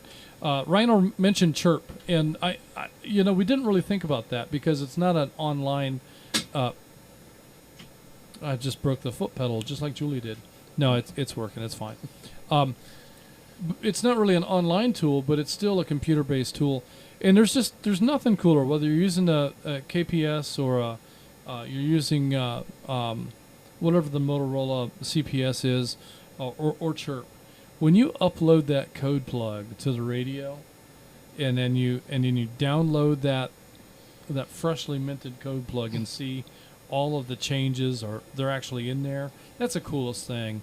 To be able to know that you've been able to talk serially to that device and update its software so that it has the right settings to work with your radio, to work with your repeater environment and the right tones and stuff. It's just the neatest thing in the world to successfully upload that config to that radio. So, but I was thinking about it, and I thought about this a few weeks ago. If you can program one radio, you can program almost any radio. And I look at other people, like maybe security guards, or you go into different hotels and different places where they use a radio, and you're like, I bet I can program this radio. Mm-hmm. So that's a great skill to have. Right. Just knowing how to do it. Well, yeah, and that's something that we noticed that all the security guys at the church are I would say church, yes. They're walking around these fancy Kenwood radios, and now I wonder what frequencies they're on. Well, I have a scanner, and it can pick up any frequency within 200 feet. Right. The SDS 100 scanner. So you can also find that out on the FCC webpage. You can search the ULS. You can search for a business name or a church name, or you can search for individual licenses. If you hear a call sign on the air and you're thinking, that call sign has too many numbers or not enough letters, or You can Google that FCC ULS and you can plug that call sign into it when the government opens again, and you can get a lot of information about that call sign. So also bear in mind that information's out there, right? So if somebody got a little bit of ring in here, I think I'm still too hot. If somebody wanted to find out who this WQYR 514 guy is, they can plug that call sign into the FCC ULS and get a heck of a lot of information. Mm-hmm. So just bear in mind that's a publicly searchable database, and all of our information is indeed out there. So buyer beware. It's too late now but the reality is, if somebody wants to find that information, and do nefarious things, are they going to go to the FCC to find it, or are they going to, they probably already have it 10 different ways anyway. Mm-hmm. So it's almost a moot point at this point. It's like the credit bureaus. That's probably where our feedback is coming from. Can we mute that microphone? Yeah, that didn't help. We're still ringing a little bit. Okay. Maybe it almost sounds like there's a speaker on somewhere. Okay. That's interesting. But there's so much information out there already. And, the credit bureaus have leaked all of our data, I don't know how many times now. TransUnion, Equifax, they've all leaked it. So what good are they even? So here they are monitoring our credit worthiness to see whether or not we're fit to loan money to. Meanwhile, they're not fit to hold the data that they've got. So I don't quite comprehend why they even exist at this point. There is no credit reporting in Europe. Did you know that? I didn't know that. Yeah, so they don't do that. Okay. They don't. That's an American thing. That's not in Europe. They don't have credit scores. I don't know what they do, but they don't. There's no TransUnion UK or anything like that. So, all right. Who else do we have on our list? It looks like next we have Mr. Mount Olympus, high atop the hill there. Dana, do you have any comments for tonight's net?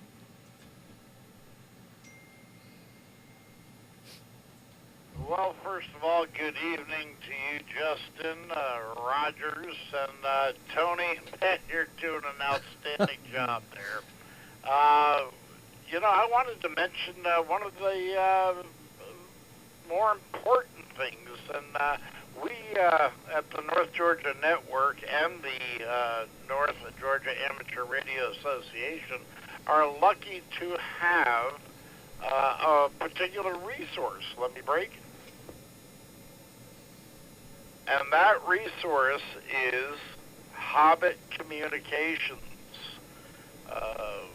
I can't say enough about it. They have everything you would need.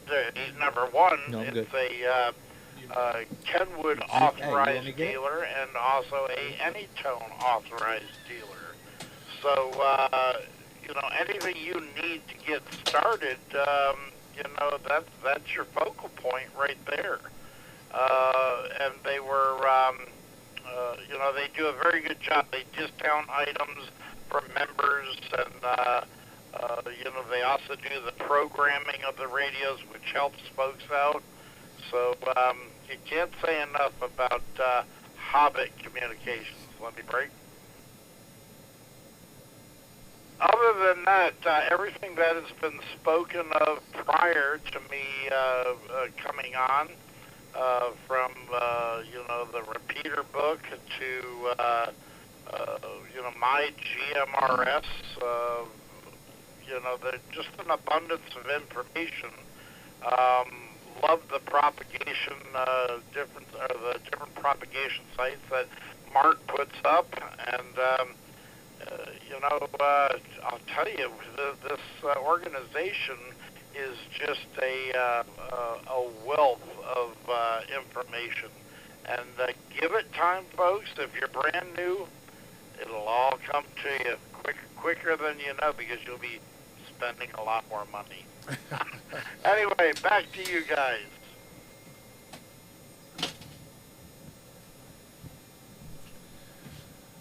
And Dana, that's exactly true about spending more money. The more, I learn, the more I pay. Usually it's the more you learn, the more you earn. Right. But in this hobby, the more you learn, the more you pay, because you don't know what you don't know. But when you do know it, there's usually a gizmo or something that comes along with it. There's definitely another radio you need. Yeah. There's always another radio. There's always another gadget. Antenna. The mesh. How much money have you spent on Meshtastic so far? Oh, not anything yet, but I it's hanging coming. around Ed. Yeah. Yeah. It's I don't coming. know. Yeah, it's Do in we my have to bring Amazon that cart. up? Fortunately, you don't have to spend much to get into it. No. So for $40 ish, maybe less, you can get a node, and you can get a node with a battery and some basic stuff. But then you're going to nickel and dime yourself into, before you know it, you've got $350 into your first node, because you've upgraded the case and you've upgraded the battery and you've upgraded. Oh, there it is. Yeah. So you can upgrade yourself in so many different ways. But there's also ways to do it cheap, right? So you can 3D print your case. You can buy 3D printed cases, but you can do it yourself. Those files are available. Sometimes those files are available for free. Well, Ed was telling us that most public libraries, you can take it in for the cost of material. They'll print it at most libraries because they have 3D printers. Yeah, that's fantastic. I have a 3D printer, and I've printed some trinkety stuff on it just to see if I could. And it works, and it does a fine job. But when I went to print something that seemed like it would be a seriously useful thing, I had all kind of trouble with. The print would get 3/4 of the way done, and then something would shift, and it would be all goofed up, and so it was just a nightmare. Once I get the studio built, I'll have space upstairs to set that printer up on its own workstation, its own working area, so that it can be. But as it is right now, setting it up and then putting it away and then setting it up again for the next one is just more hassle than I really want to go through. But I bought it because I thought it'd be cool to be able to make 3D printed insulators to build antenna projects. And then Atlanta 255 comes around and shows me I don't even need a 3D printer. So, cool stuff. That's there's no end. There's no end. There's always the next coolest thing. And like here in the studio, it's a Windows 95, or I'm sorry, Windows 95. Where'd that come from? We haven't been there for a minute. It's a Windows 11 machine that we need to upgrade to. So I'm exploring some options because I'm learning that maybe this Windows 10 machine, even though it claims that it's not upgradable to 11, it might be. So we'll do some research on that and see if we can make that happen. Break. Were we done with Dana? Yes. Dana, did you have anything else for us tonight?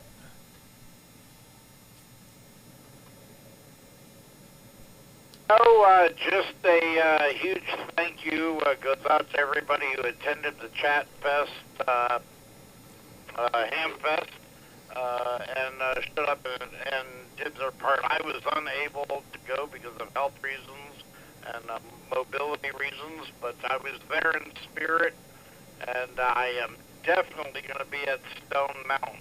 So onward and upward. So that's the only thing I got.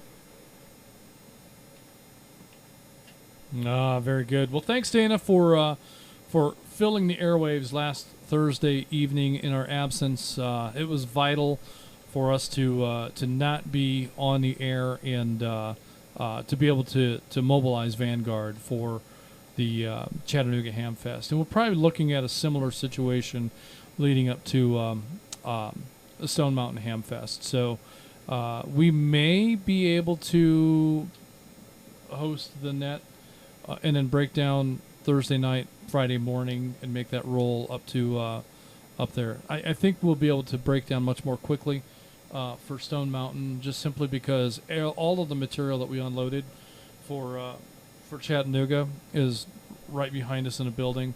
It can come right back in. I think that the load out for Stone Mountain's going to go pretty quick. So if you're available, that might be absolutely the thing that makes things happen. So appreciate your contribution to making the Chattanooga Hamfest happen. So that was legit. You and your team, hats off. Thank you very much for that. With that, let's continue. We've got next is Atlanta 849. Pamela, did you miss anything in your list? If you did, I would invite you to go back and watch the YouTube live stream so that you can have a complete set of notes with regard to items talked about tonight.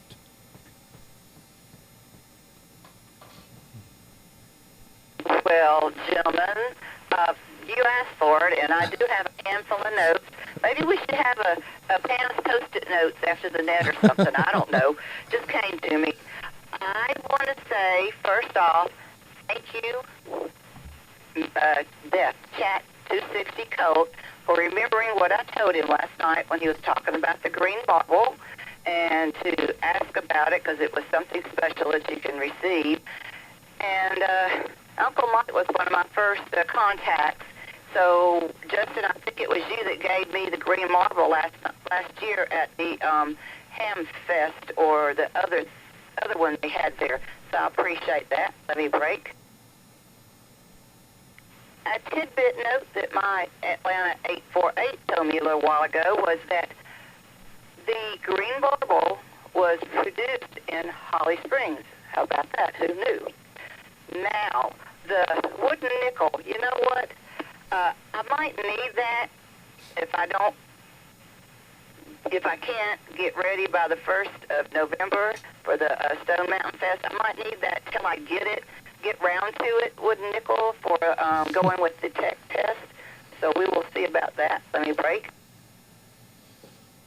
Also, talking about lemonade that y'all had at Dalton. They do have a van that comes to the Stone Mountain Fest, and they make the lemonade fresh right there in front of you. And they do have good chicken fingers and fries. And I thought it was great about the ISS space station. I was listening to the LARC After Midnight show, and Richard, that runs that, clued us in that they were coming across, and we were able to listen to him correspond with them for those 2 or 3 minutes that night. That was really a treat. I mean, great. Okay, Justin, now, that flattery about the 30s. Now, really, I appreciate that. Is there something that goes along with that, since my birthday is coming up November 1st, and obviously I'm just underneath the 70 mark, and I'm proud of it.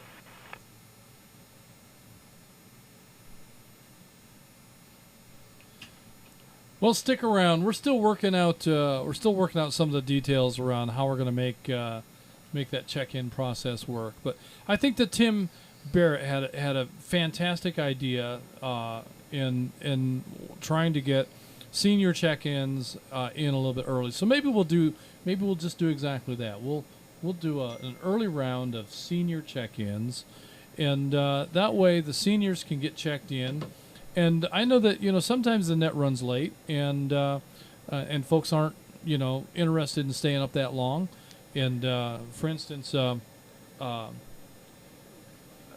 are several that drop off. We know at 9 o'clock.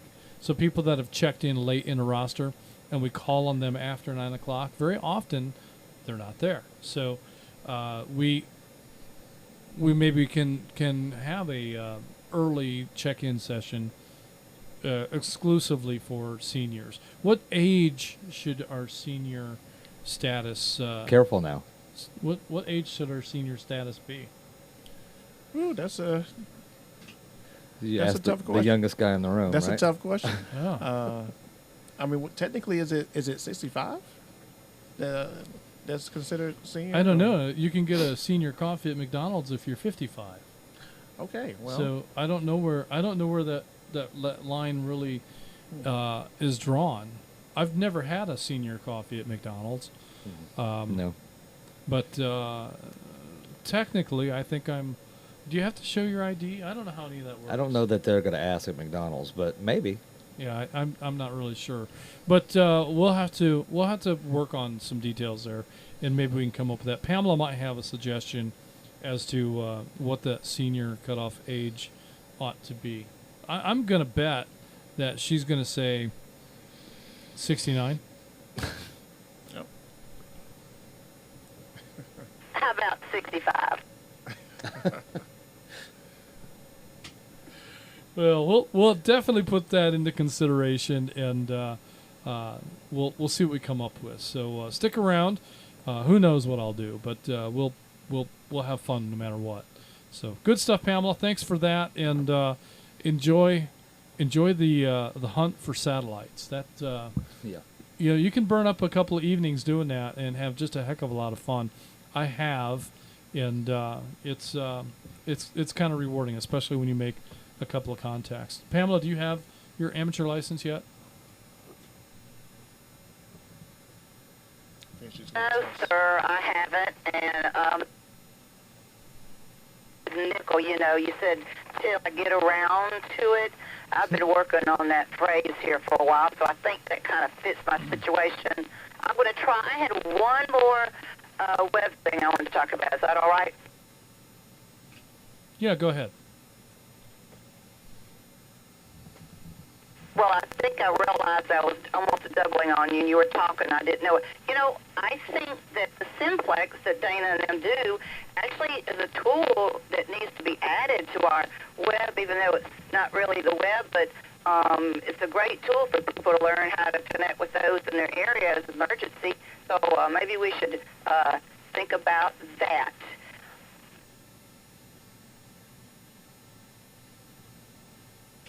Well, definitely, Simplex is it's a great tool.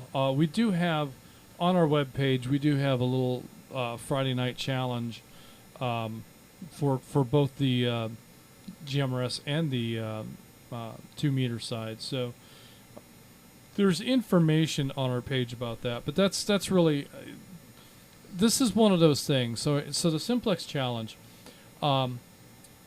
It's one thing to talk about the Simplex challenge, and it's something completely different to experience it. So here's some of what the Simplex challenge brings. It is a challenge to make Simplex contacts, is it not? Yes. It is. It's not automatic. It's not something you just grab your radio and key up and you've got 4, 5, 6 people that are going to come back to you. That's just not the way it works. Oftentimes in Simplex, you're lucky to make one contact. You're very lucky to make 3 or 4. And you might not be able to make the same one every time. You might make one 2 or 3 times, and then you can't make that one again. It's challenging because propagation from Simplex is very, very different than propagation related to a repeater. So when we're talking to a repeater, we're talking to a powerful radio with very, very, very sensitive receive capabilities, with an antenna that's mounted very high, and so there's very little interruption to line of sight between our radio and the repeater. It's part of why repeaters work so well, and we have full dead quiet on so many of the signals that we interact with in repeater land. You don't have that luxury in Simplex. All right, so oftentimes your antenna is your HT, 4, 5, 6 feet off the ground. Sometimes your antenna is a mobile antenna on your vehicle. Occasionally, we're making Simplex contacts from our base station. But even if you have an antenna 30 feet off the ground, that's not the same as an antenna that's 150 feet off the ground. So your 30-foot high antenna is still going to suffer from trees, from buildings, from topography, ridge lines, hills, buildings. And all of those things are going to impact propagation of your signal. And when you're talking about Simplex, we're not bouncing off of a big high hill. We're trying to burn straight through the building, straight across the plane, straight across the field to be able to get from one radio to the next. And everything that's in that field between those 2 radios offers a barrier. So Simplex is very much a challenge. And part of that challenge is learning how to negotiate all of those barriers. And there's a number of things we can do. We can improve the sensitivity of our receive on our radios by using better quality radios. Let me break. Or we can improve our location so that we can avoid some of the obstacles and barriers that might impede our signal path. There's just so many things that come into play. So both in GMRS simplex contacts and in amateur radio 2-meter simplex operations, all of these things are relevant and come into play. Now 2-meter will burn through the obstacles a little bit better than UHF GMRS signals will. So you do have maybe a little better success at that, but it's still a challenge. And Rogers will tell you some of the things that he had to do in order to participate in the simplex challenge. One of the first things that he did was find a location that worked better than his own backyard.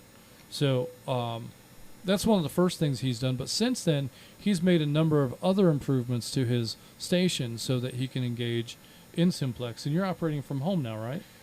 Sometimes I can because I have a parking deck where I live. Other than that, I may go a mile down the road to a higher parking deck or parking garage, and sometimes I will put my antenna another 30 feet up on a flagpole or something like that. So yeah, I've done a whole lot, but I've been able to make contact with Tony right here. I was going to say, which location were you when we made contact the last? Because the last 2 weeks we've made contact. Have you been at home? I was on the road. On the road? On the road, yeah, down the street from my home. Okay. So it is say at an undisclosed parking lot, but it's up to about 1,100 feet. Okay. So about 100 feet higher than where I live at. So right. Well, that's good. It helps. And that's the nature of the simplex challenge, right? So it causes us to do some things, and everything that we do results in learning. We learn what does work, we learn what doesn't work, and both of those pieces of information are equally important. So these are part of the radio skills that Rogers is able to develop, and many others that participate in the simplex challenge, to help get them to a place where if they have to make the contact, they know some of the steps they're going to have to take to get that contact made. You combine these challenges with things like the 333 plan, and now you have a real communications package that can be an effective tool in the event of a grid down emergency kind of a situation. So great tools, and I think that that's a great thing to have brought up and made mention of. So it may not be a web tool per se, but we do have some information about the challenge on the NGGMRS website, and just tune in tomorrow night on the Monument machine. Oh, that's a break. Yeah, and I will say that Dana will always tell us about your simplex map that you can build out on using Google Maps. So that's another web tool that we can use at our disposal. As you're making those simplex contacts, you kind of get their general area, and you can build out that map, and you'll know, in the time of need or situation, who you can reach out to or who you may be able to listen out for. Yeah, and I think you were talking about earlier about contacts. If you get one contact a night on that Friday night, that's a great night. Oh yeah. Yeah.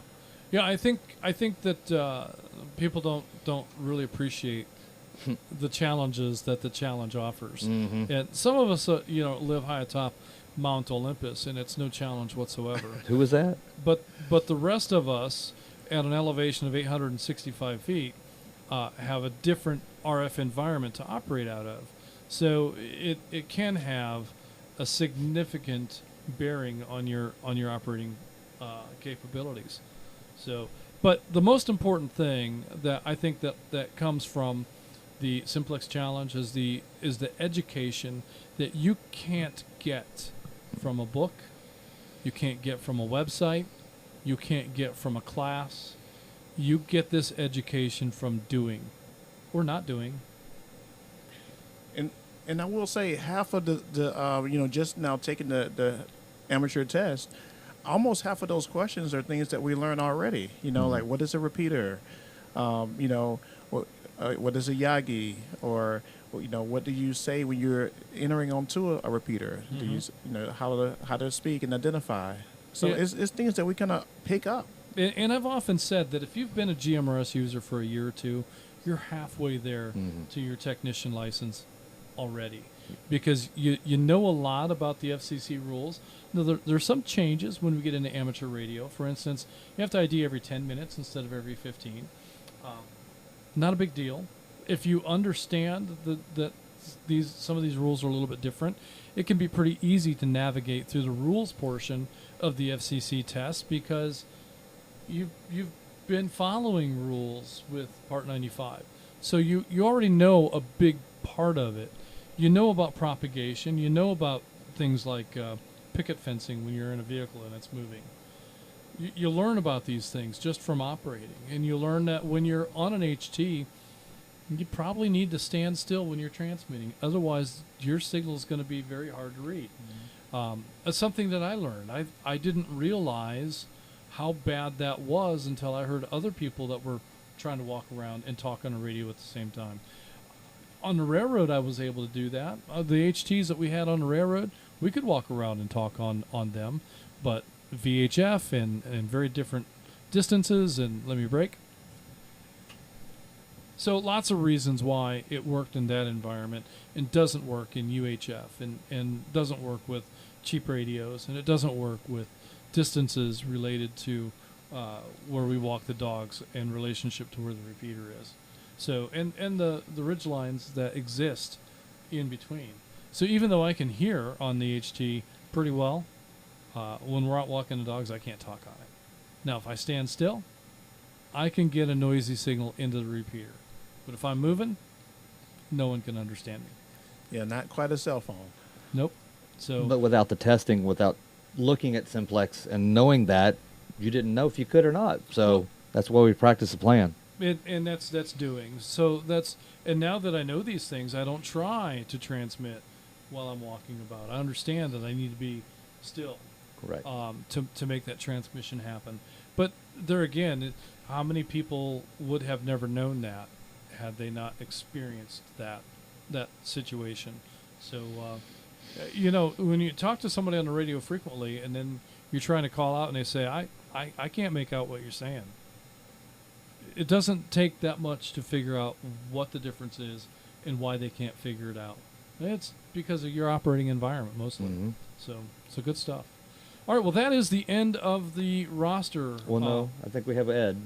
Oh, do we have Ed in here? Yeah, Ed wanted to come back in, Atlanta 557. All right, well, I'll tell you what, we'll grab Ed in the comments section, and he can talk about whatever he'd like to. But let's go ahead and call out for any additional comments or any late check-ins.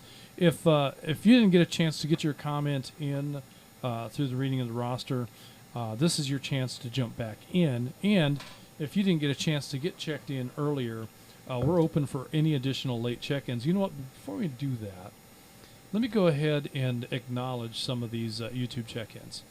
So we've got, I've got Rome 11 Mark in Adairsville. I think I've already mentioned, but we didn't mark that for whatever reason.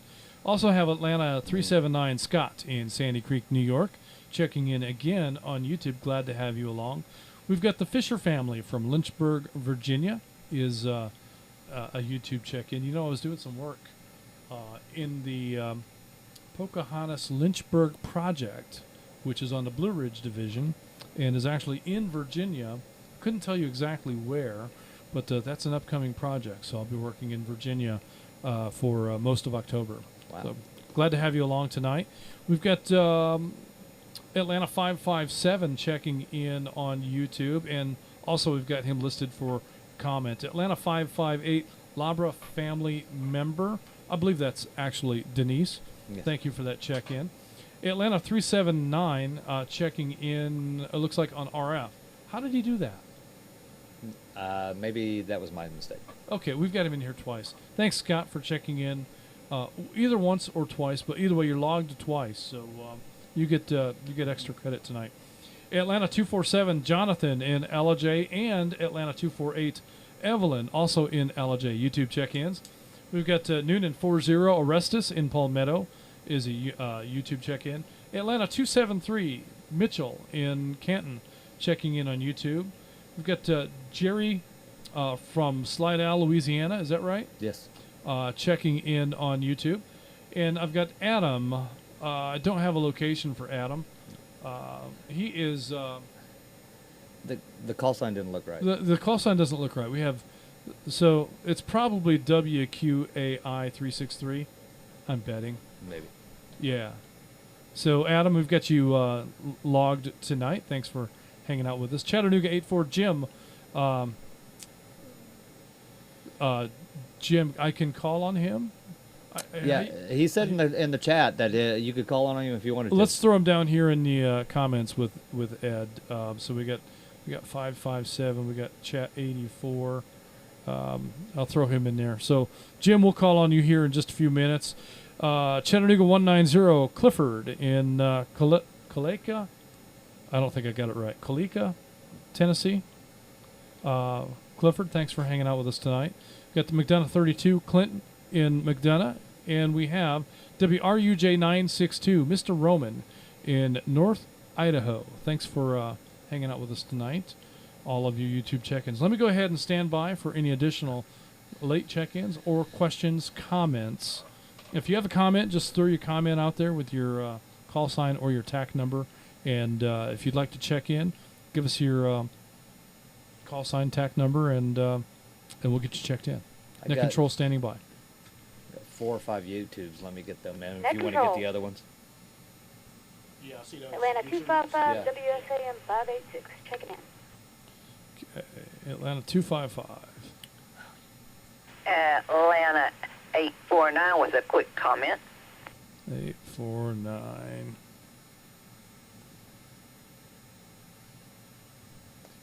Yeah, see, I don't know. With both of us. Okay, you're up there. Go ahead and throw your YouTube check-ins in there after Jennifer. I don't think we're going to get any more. Okay.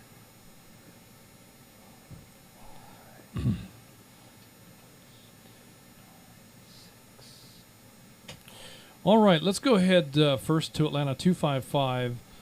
Jennifer checking in tonight from Dawsonville. Also have comments from 557, Chattanooga 84, and Atlanta 849. Stand by with those comments. We've got some YouTube check-ins that we're logging right now, so we'll acknowledge those here in just a moment. So we'll get those added in as soon as we can. Atlanta 255, Jennifer, go ahead.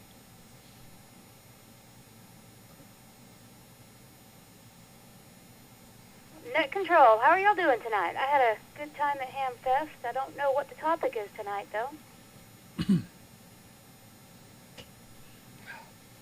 Well, tonight's topic is web tools. So any internet tools that you use in designing antennas or in just general radio stuff. So if repeater book is one of the things we talked about. We talked about the North Georgia GMRS website quite a lot. We've talked about there's quite Pamela has a list. Ask Pamela. Okay. Well, Webtools, absolutely. Repeater book.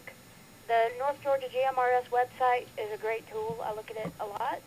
And there are several apps online to design Yagis and dipoles. Get all your formulas off of that as well. And WinLink and APRS are my new favorites, though.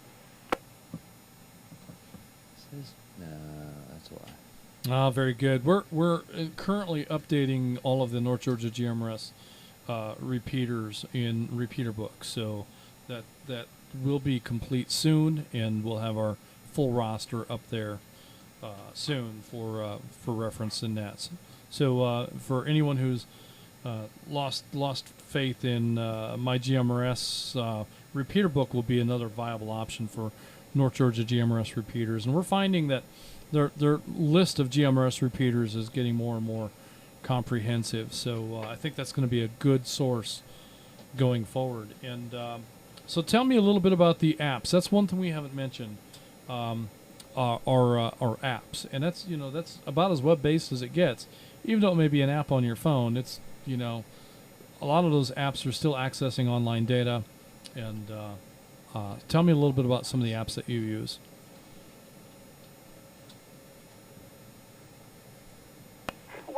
talking about it on the dark side, and well, of course, Meshtastic is an app. That's RF, but APRS can be done with an app now, and WinLink can too.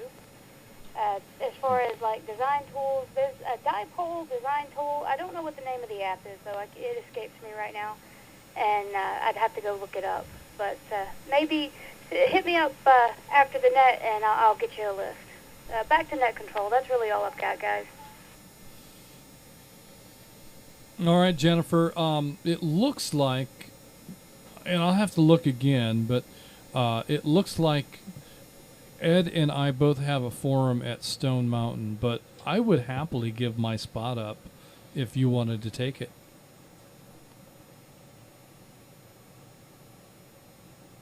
Oh, that is very generous of you.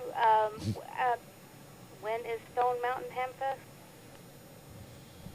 It's going to be November, I believe it's 1st and 2nd. It'll be the first Saturday and Sunday in November. My spot is 2 o'clock, or maybe it's 3 o'clock on Saturday. I don't remember which.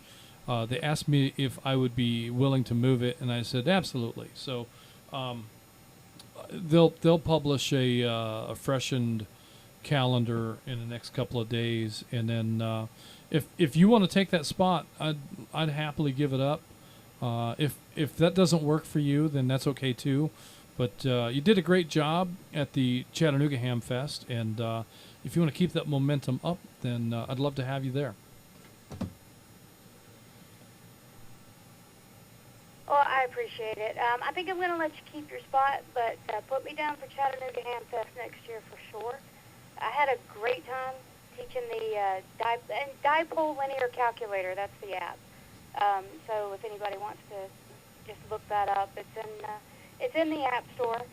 But no, I had a great time teaching everybody how to build a dipole. Most of the guys in there already knew how to do it, but they threw me some good questions, and I think some of the people in there did learn how to actually build a dipole.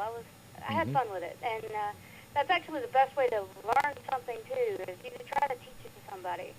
So yeah, well, thank you for the invite again, Justin. I do appreciate it, but keep your spot, and maybe I'll come watch you. Back to net. All right. Well, fair warning. I only had 2 attendees at my forum at Chattanooga. So I think probably if you came to the one at Stone Mountain, I might have as many as 3. I'll come. 4. 5. Yeah. Well, yeah. Jim Rogers is going to come take pictures. So he's going to take pictures of the empty room, I think. But good stuff. Well, thank you again for making that presentation at the Chattanooga Ham Fest. I've heard a lot of really good feedback from the representation that North Georgia GMRS made at the Ham Fest. So and you were definitely a part of that. So thank you for that. Let me go ahead and acknowledge we have WRYZ296 Scott in Friendsville, Tennessee, checking in on YouTube. And he just asked on YouTube how to join. Oh, okay. Well, let's talk about that. Let me go ahead and round out this roster here. Chattanooga 179, Brett in Chattanooga is a YouTube check-in. We've WRZN509 Jim in Klamath Falls, Oregon, another YouTube check-in. And 557 Chat 84849. Stick around. I'll come to you here very soon. But if you're interested in joining North Georgia GMRS as a contributing member, the best way to do that would be to go to the nggmrs.org website. Once there, look for I should just do that, shouldn't I? Am I here? No, I'm right here. Let me grab this one and drag it up here. And okay, so Rogers is going to put that up. Let me scroll up here to the top so we can start at the beginning. So if you're watching on YouTube, go to the NGGMRS webpage, and right here is a little instructional on how to join. So if you click on that link, it'll take you there. But if you click on more, it will take you to, well, I guess I don't remember how to get there. Let's go back to how to join. So this is going to give you the step-by-step on how to join. So we've got information on getting your license. We've got information on various membership levels, different support levels that you can contribute to. We have a code of conduct that we ask everyone to read and agree to before they become a member of North Georgia GMRS. And at the NG GMRS store is where you can go to get your membership. So we'll have to take a look at that. And you just click on the membership level that you're interested in. And most people will go with the bronze for a single membership. If you have family members that you want to include, you can upgrade that membership to various levels. And it looks like the link is broken. Okay, so I'll have to figure out the link. But that will get you started. Once you find the NGGMRS store, and that may be, I don't know, I don't remember. Sorry, I can't do a better job for you. But that's where you go to get your membership. Let's go to Ed, Atlanta 557, and see what comments Ed has for tonight's net. Well, good evening, everyone. Really great net. Lots of good information.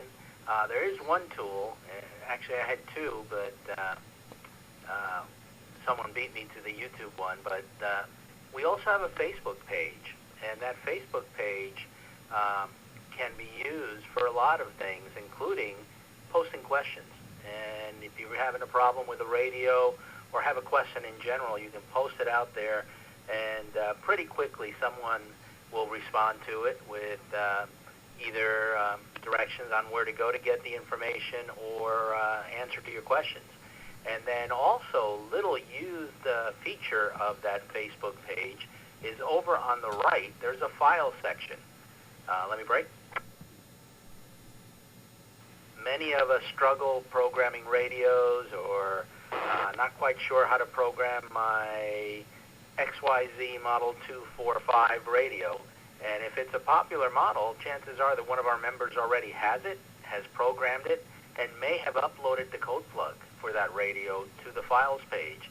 And if that's the case, all you have to do is download it, put it on your PC, and load it into your radio. From there, you can make whatever little tweaks, but that's going to save you a lot of time. So Facebook is a great tool. Back to Net Control. Oh, definitely, Ed. Thank you for bringing that up. And I don't think that's been mentioned yet tonight. So Facebook is absolutely a great tool. And questions like how to become a member, you can get good answers, and people post screenshots and guides and things like that to guide you to the membership, and all kinds of tools and resources available to help you get your membership and be a part of North Georgia GMRS members. One thing to know, all right? So if you signed up to be a member of North Georgia GMRS at any time through this year, if you did that at any point through this year, your membership is going to expire at the end of December. If you become a new member after October 15, which is just, a week away? If you wait just a few days to become a new member, your membership will carry you through all of 2026. So if you just became a new member, your membership is going to expire at the end of 25. So memberships are carried through the calendar year, and we do that largely because it's so much effort to try to track when people have become members and when various memberships are due. It's just too much data to try to manage for our volunteer staff. So memberships have always been managed this way, so there's nothing new here. But if you're a new member in 25, we'll ask for a renewal in January of 26. In fact, we'll start our membership renewal campaign about mid-November, so that folks can start planning for it and being prepared for that. So we're pretty flexible too. Like, for instance, if you had a family plan and you don't have family members that utilize the network, you can renew with the basic bronze membership. And then later in the year, if you decide that your family has become interested again or active again, you can upgrade back to your family plan just by sending us the difference, and we'll make that happen for you. So pretty easy to make the renewal happen, and just want to make sure that folks know that if you renew tonight, or if you sign up as a new member tonight, we're going to ask you to renew again in January. So just be on the lookout for that. All right. So thank you, Ed. Facebook is indeed a great resource for new members, and many times I've seen people ask some very basic questions and get good information. You won't be ridiculed. You won't be given a hard time on our Facebook page. So feel free to ask any question that you have on that page. Next on our list, we have Chattanooga 84. Jim, what do you have for tonight's net? We're talking about Webtools. WRKK 629, Chattanooga 84. Well, I use a lot of them, but NetLogger is one I use every day. I use the North Georgia GMRS sites every day. And Solar Ham, I look at that one for the solar activity. Trying to find the other one I was looking at. There's another one that I use. Okay, ham radio for non-techies.com. That's got a good solar thing. It actually explains what the values mean, so that's pretty cool. And solarham.com is the other one that shows what's going to happen in the next break.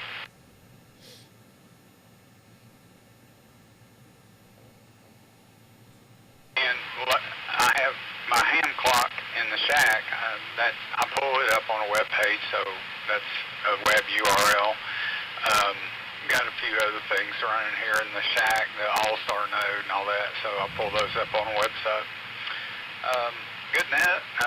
Enjoyed listening to it off and on, and I appreciate you getting to me. Chat 84, back to net control. All right, yeah, there's some. That's one thing we didn't really talk about tonight. Also, is the effects of solar activity and sun flares and things like that, and the impact that that can have on RF propagation. So these are all things that can have a significant impact on the performance of simplex operations, and to a degree, repeater operations. So that's a great resource to know what the conditions are at any given point in time, and to be able to know why your signal sounds the way that it does. So there's so many things that can come into play for signal propagation, and that's a significant one. Solar activity. So. I never knew how bad it affected it until here lately. That it never crossed my mind. But then, hey, why isn't this working? All right. Solar. Yeah. So good stuff. Thanks for that, Jim. And finally, we have a comment from Atlanta 849, Pamela in Duluth. Go ahead, Pamela. Okay, guys. Well, I'm back again. A couple of things. Like Ed got to it. I was going to talk about the Facebook where you can get the information also, like he said. I won't go into detail because he covered it. And Jennifer, you wanted to know one of the things I talked about was I thought that they should add simplex as somewhat of a web tool, because, a lot of stuff that goes along with it to help us learn about propagation, etc. That was really good to talk about. And the HT, let me break. Another tip, besides standing still, is to maybe talk off to the side of the microphone so that you don't sometimes sound like you're over-modulating when you're trying to see if somebody can hear you. That is what 848 emphasizes to me anytime. That may be a tip if you're having some issues with that. And I guess I'll let it go with that. And great net, enjoyed it.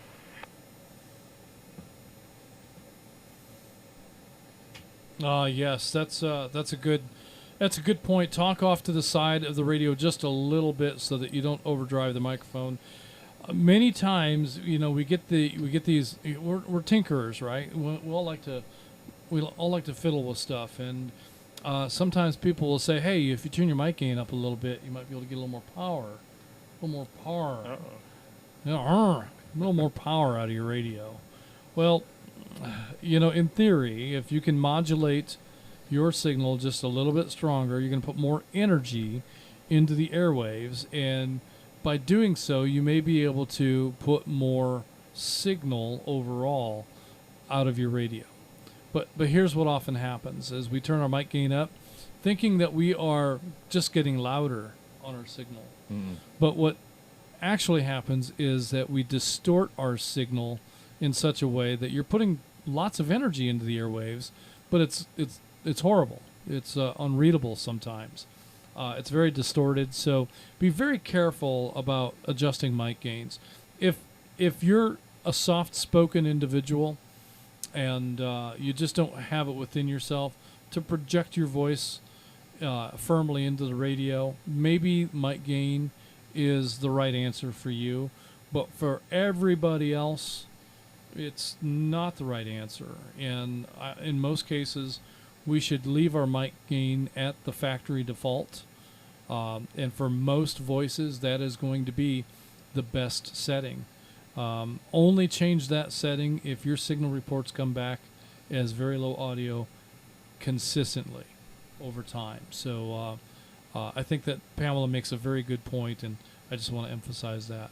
So good stuff. Thanks for that one last reminder. And Facebook. I meant to mention it 3 or 4 times through the course of the evening. It just never came to be. Too busy grumping about the intentional interference, I think. But thanks for listening in. Thanks for putting up with me. And thanks for hanging out with us this evening. This concludes the North Georgia GMRS Regional Net. Tonight we had a total of, it looks like 65, but do you think that's the right answer? Yeah, I think it is. Close enough. We'll have to see what the auditors say, but we're going to go with 65. No, wait, you didn't say there was going to be auditors. Well, there's always auditors. Oh. Yeah, there's always. We'll see what the auditors come back with, but for now we're going to go with 65 chickens, including net control. We will now be returning the repeaters back to normal use. Everyone who signed in should sign out. Don't forget, like and subscribe on the YouTube video. That shows engagement with the video and helps the channel grow. Tune in next week on any North Georgia GMRS Regional Net, and we're going to talk. What are we talking about next week? I don't know. You don't know? No, I don't know. Did you post it yet? No, I didn't post it yet. So next week's topic is actually, we got things kind of out of order.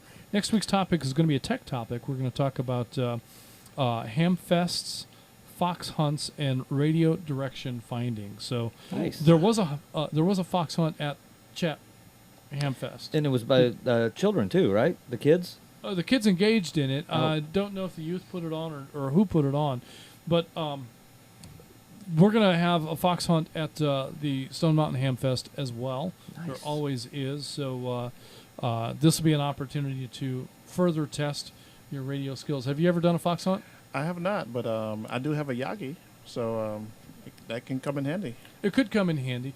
Oftentimes what happens with the fox hunt is, the signal is strong enough that you can take the antenna off your radio and be able to hear it. Wow. So, and if that's the case, now you're looking for, you don't want gain, you want attenuation. You want to be able to attenuate that signal so that you can figure out which direction that signal is coming from. Is it louder this way? Is it louder that way? So we can use our body as a RF barrier, because RF doesn't travel through our bodies very well. So you can kind of use your body to block some of the signal. Some people will use various other materials and devices. Oh, I got a red light flashing. And you can say, hey, it's time to break. But there's many tricks and techniques, and it's very much like the Simplex Challenge. All right, you'll learn by doing, and the more you do, the more you'll learn about weak signals and direction finding, and what a huge tool that could be in the event of a grid down situation. If there's a signal and you need to know where it's coming from. Mm-hmm. Maybe somebody is engaged in intentional interference, and you got a bag of hammers. Yeah. So whatever the case may be, it could be a useful asset. So that's one of the things we'll talk about next week. So be sure and tune in and hang out with us for that. Thanks for allowing us to serve as your net control this evening. I want to say special thanks to Tony for coming out on last-minute notice. What I ask you, what was it, Wednesday? Wednesday, yeah, I think it was Wednesday. Hey, what are you doing? Can you show up and fill a chair? And that way, if anything goes wrong, we have somebody to blame. The new guy. So fortunately, I think tonight went pretty well. Did it? Yeah. Okay. I think well, good. so. Yeah, So, great I'm job. happy to be here. Yeah. Great job, man. Thank you. I was able to keep my own attention, so that's something new. That Thanks for allowing us to serve as your net control. Good night, everyone. This is Atlanta 946, WQIR 514. My name is Justin. And this is WSAL 368, Atlanta 263. My name is Rogers. And Atlanta 1150, WRZV 748. I am Tony. All right. Good night, everyone. Thanks. Thank you. See you next time. And we're clear. WRKK 62978 4B.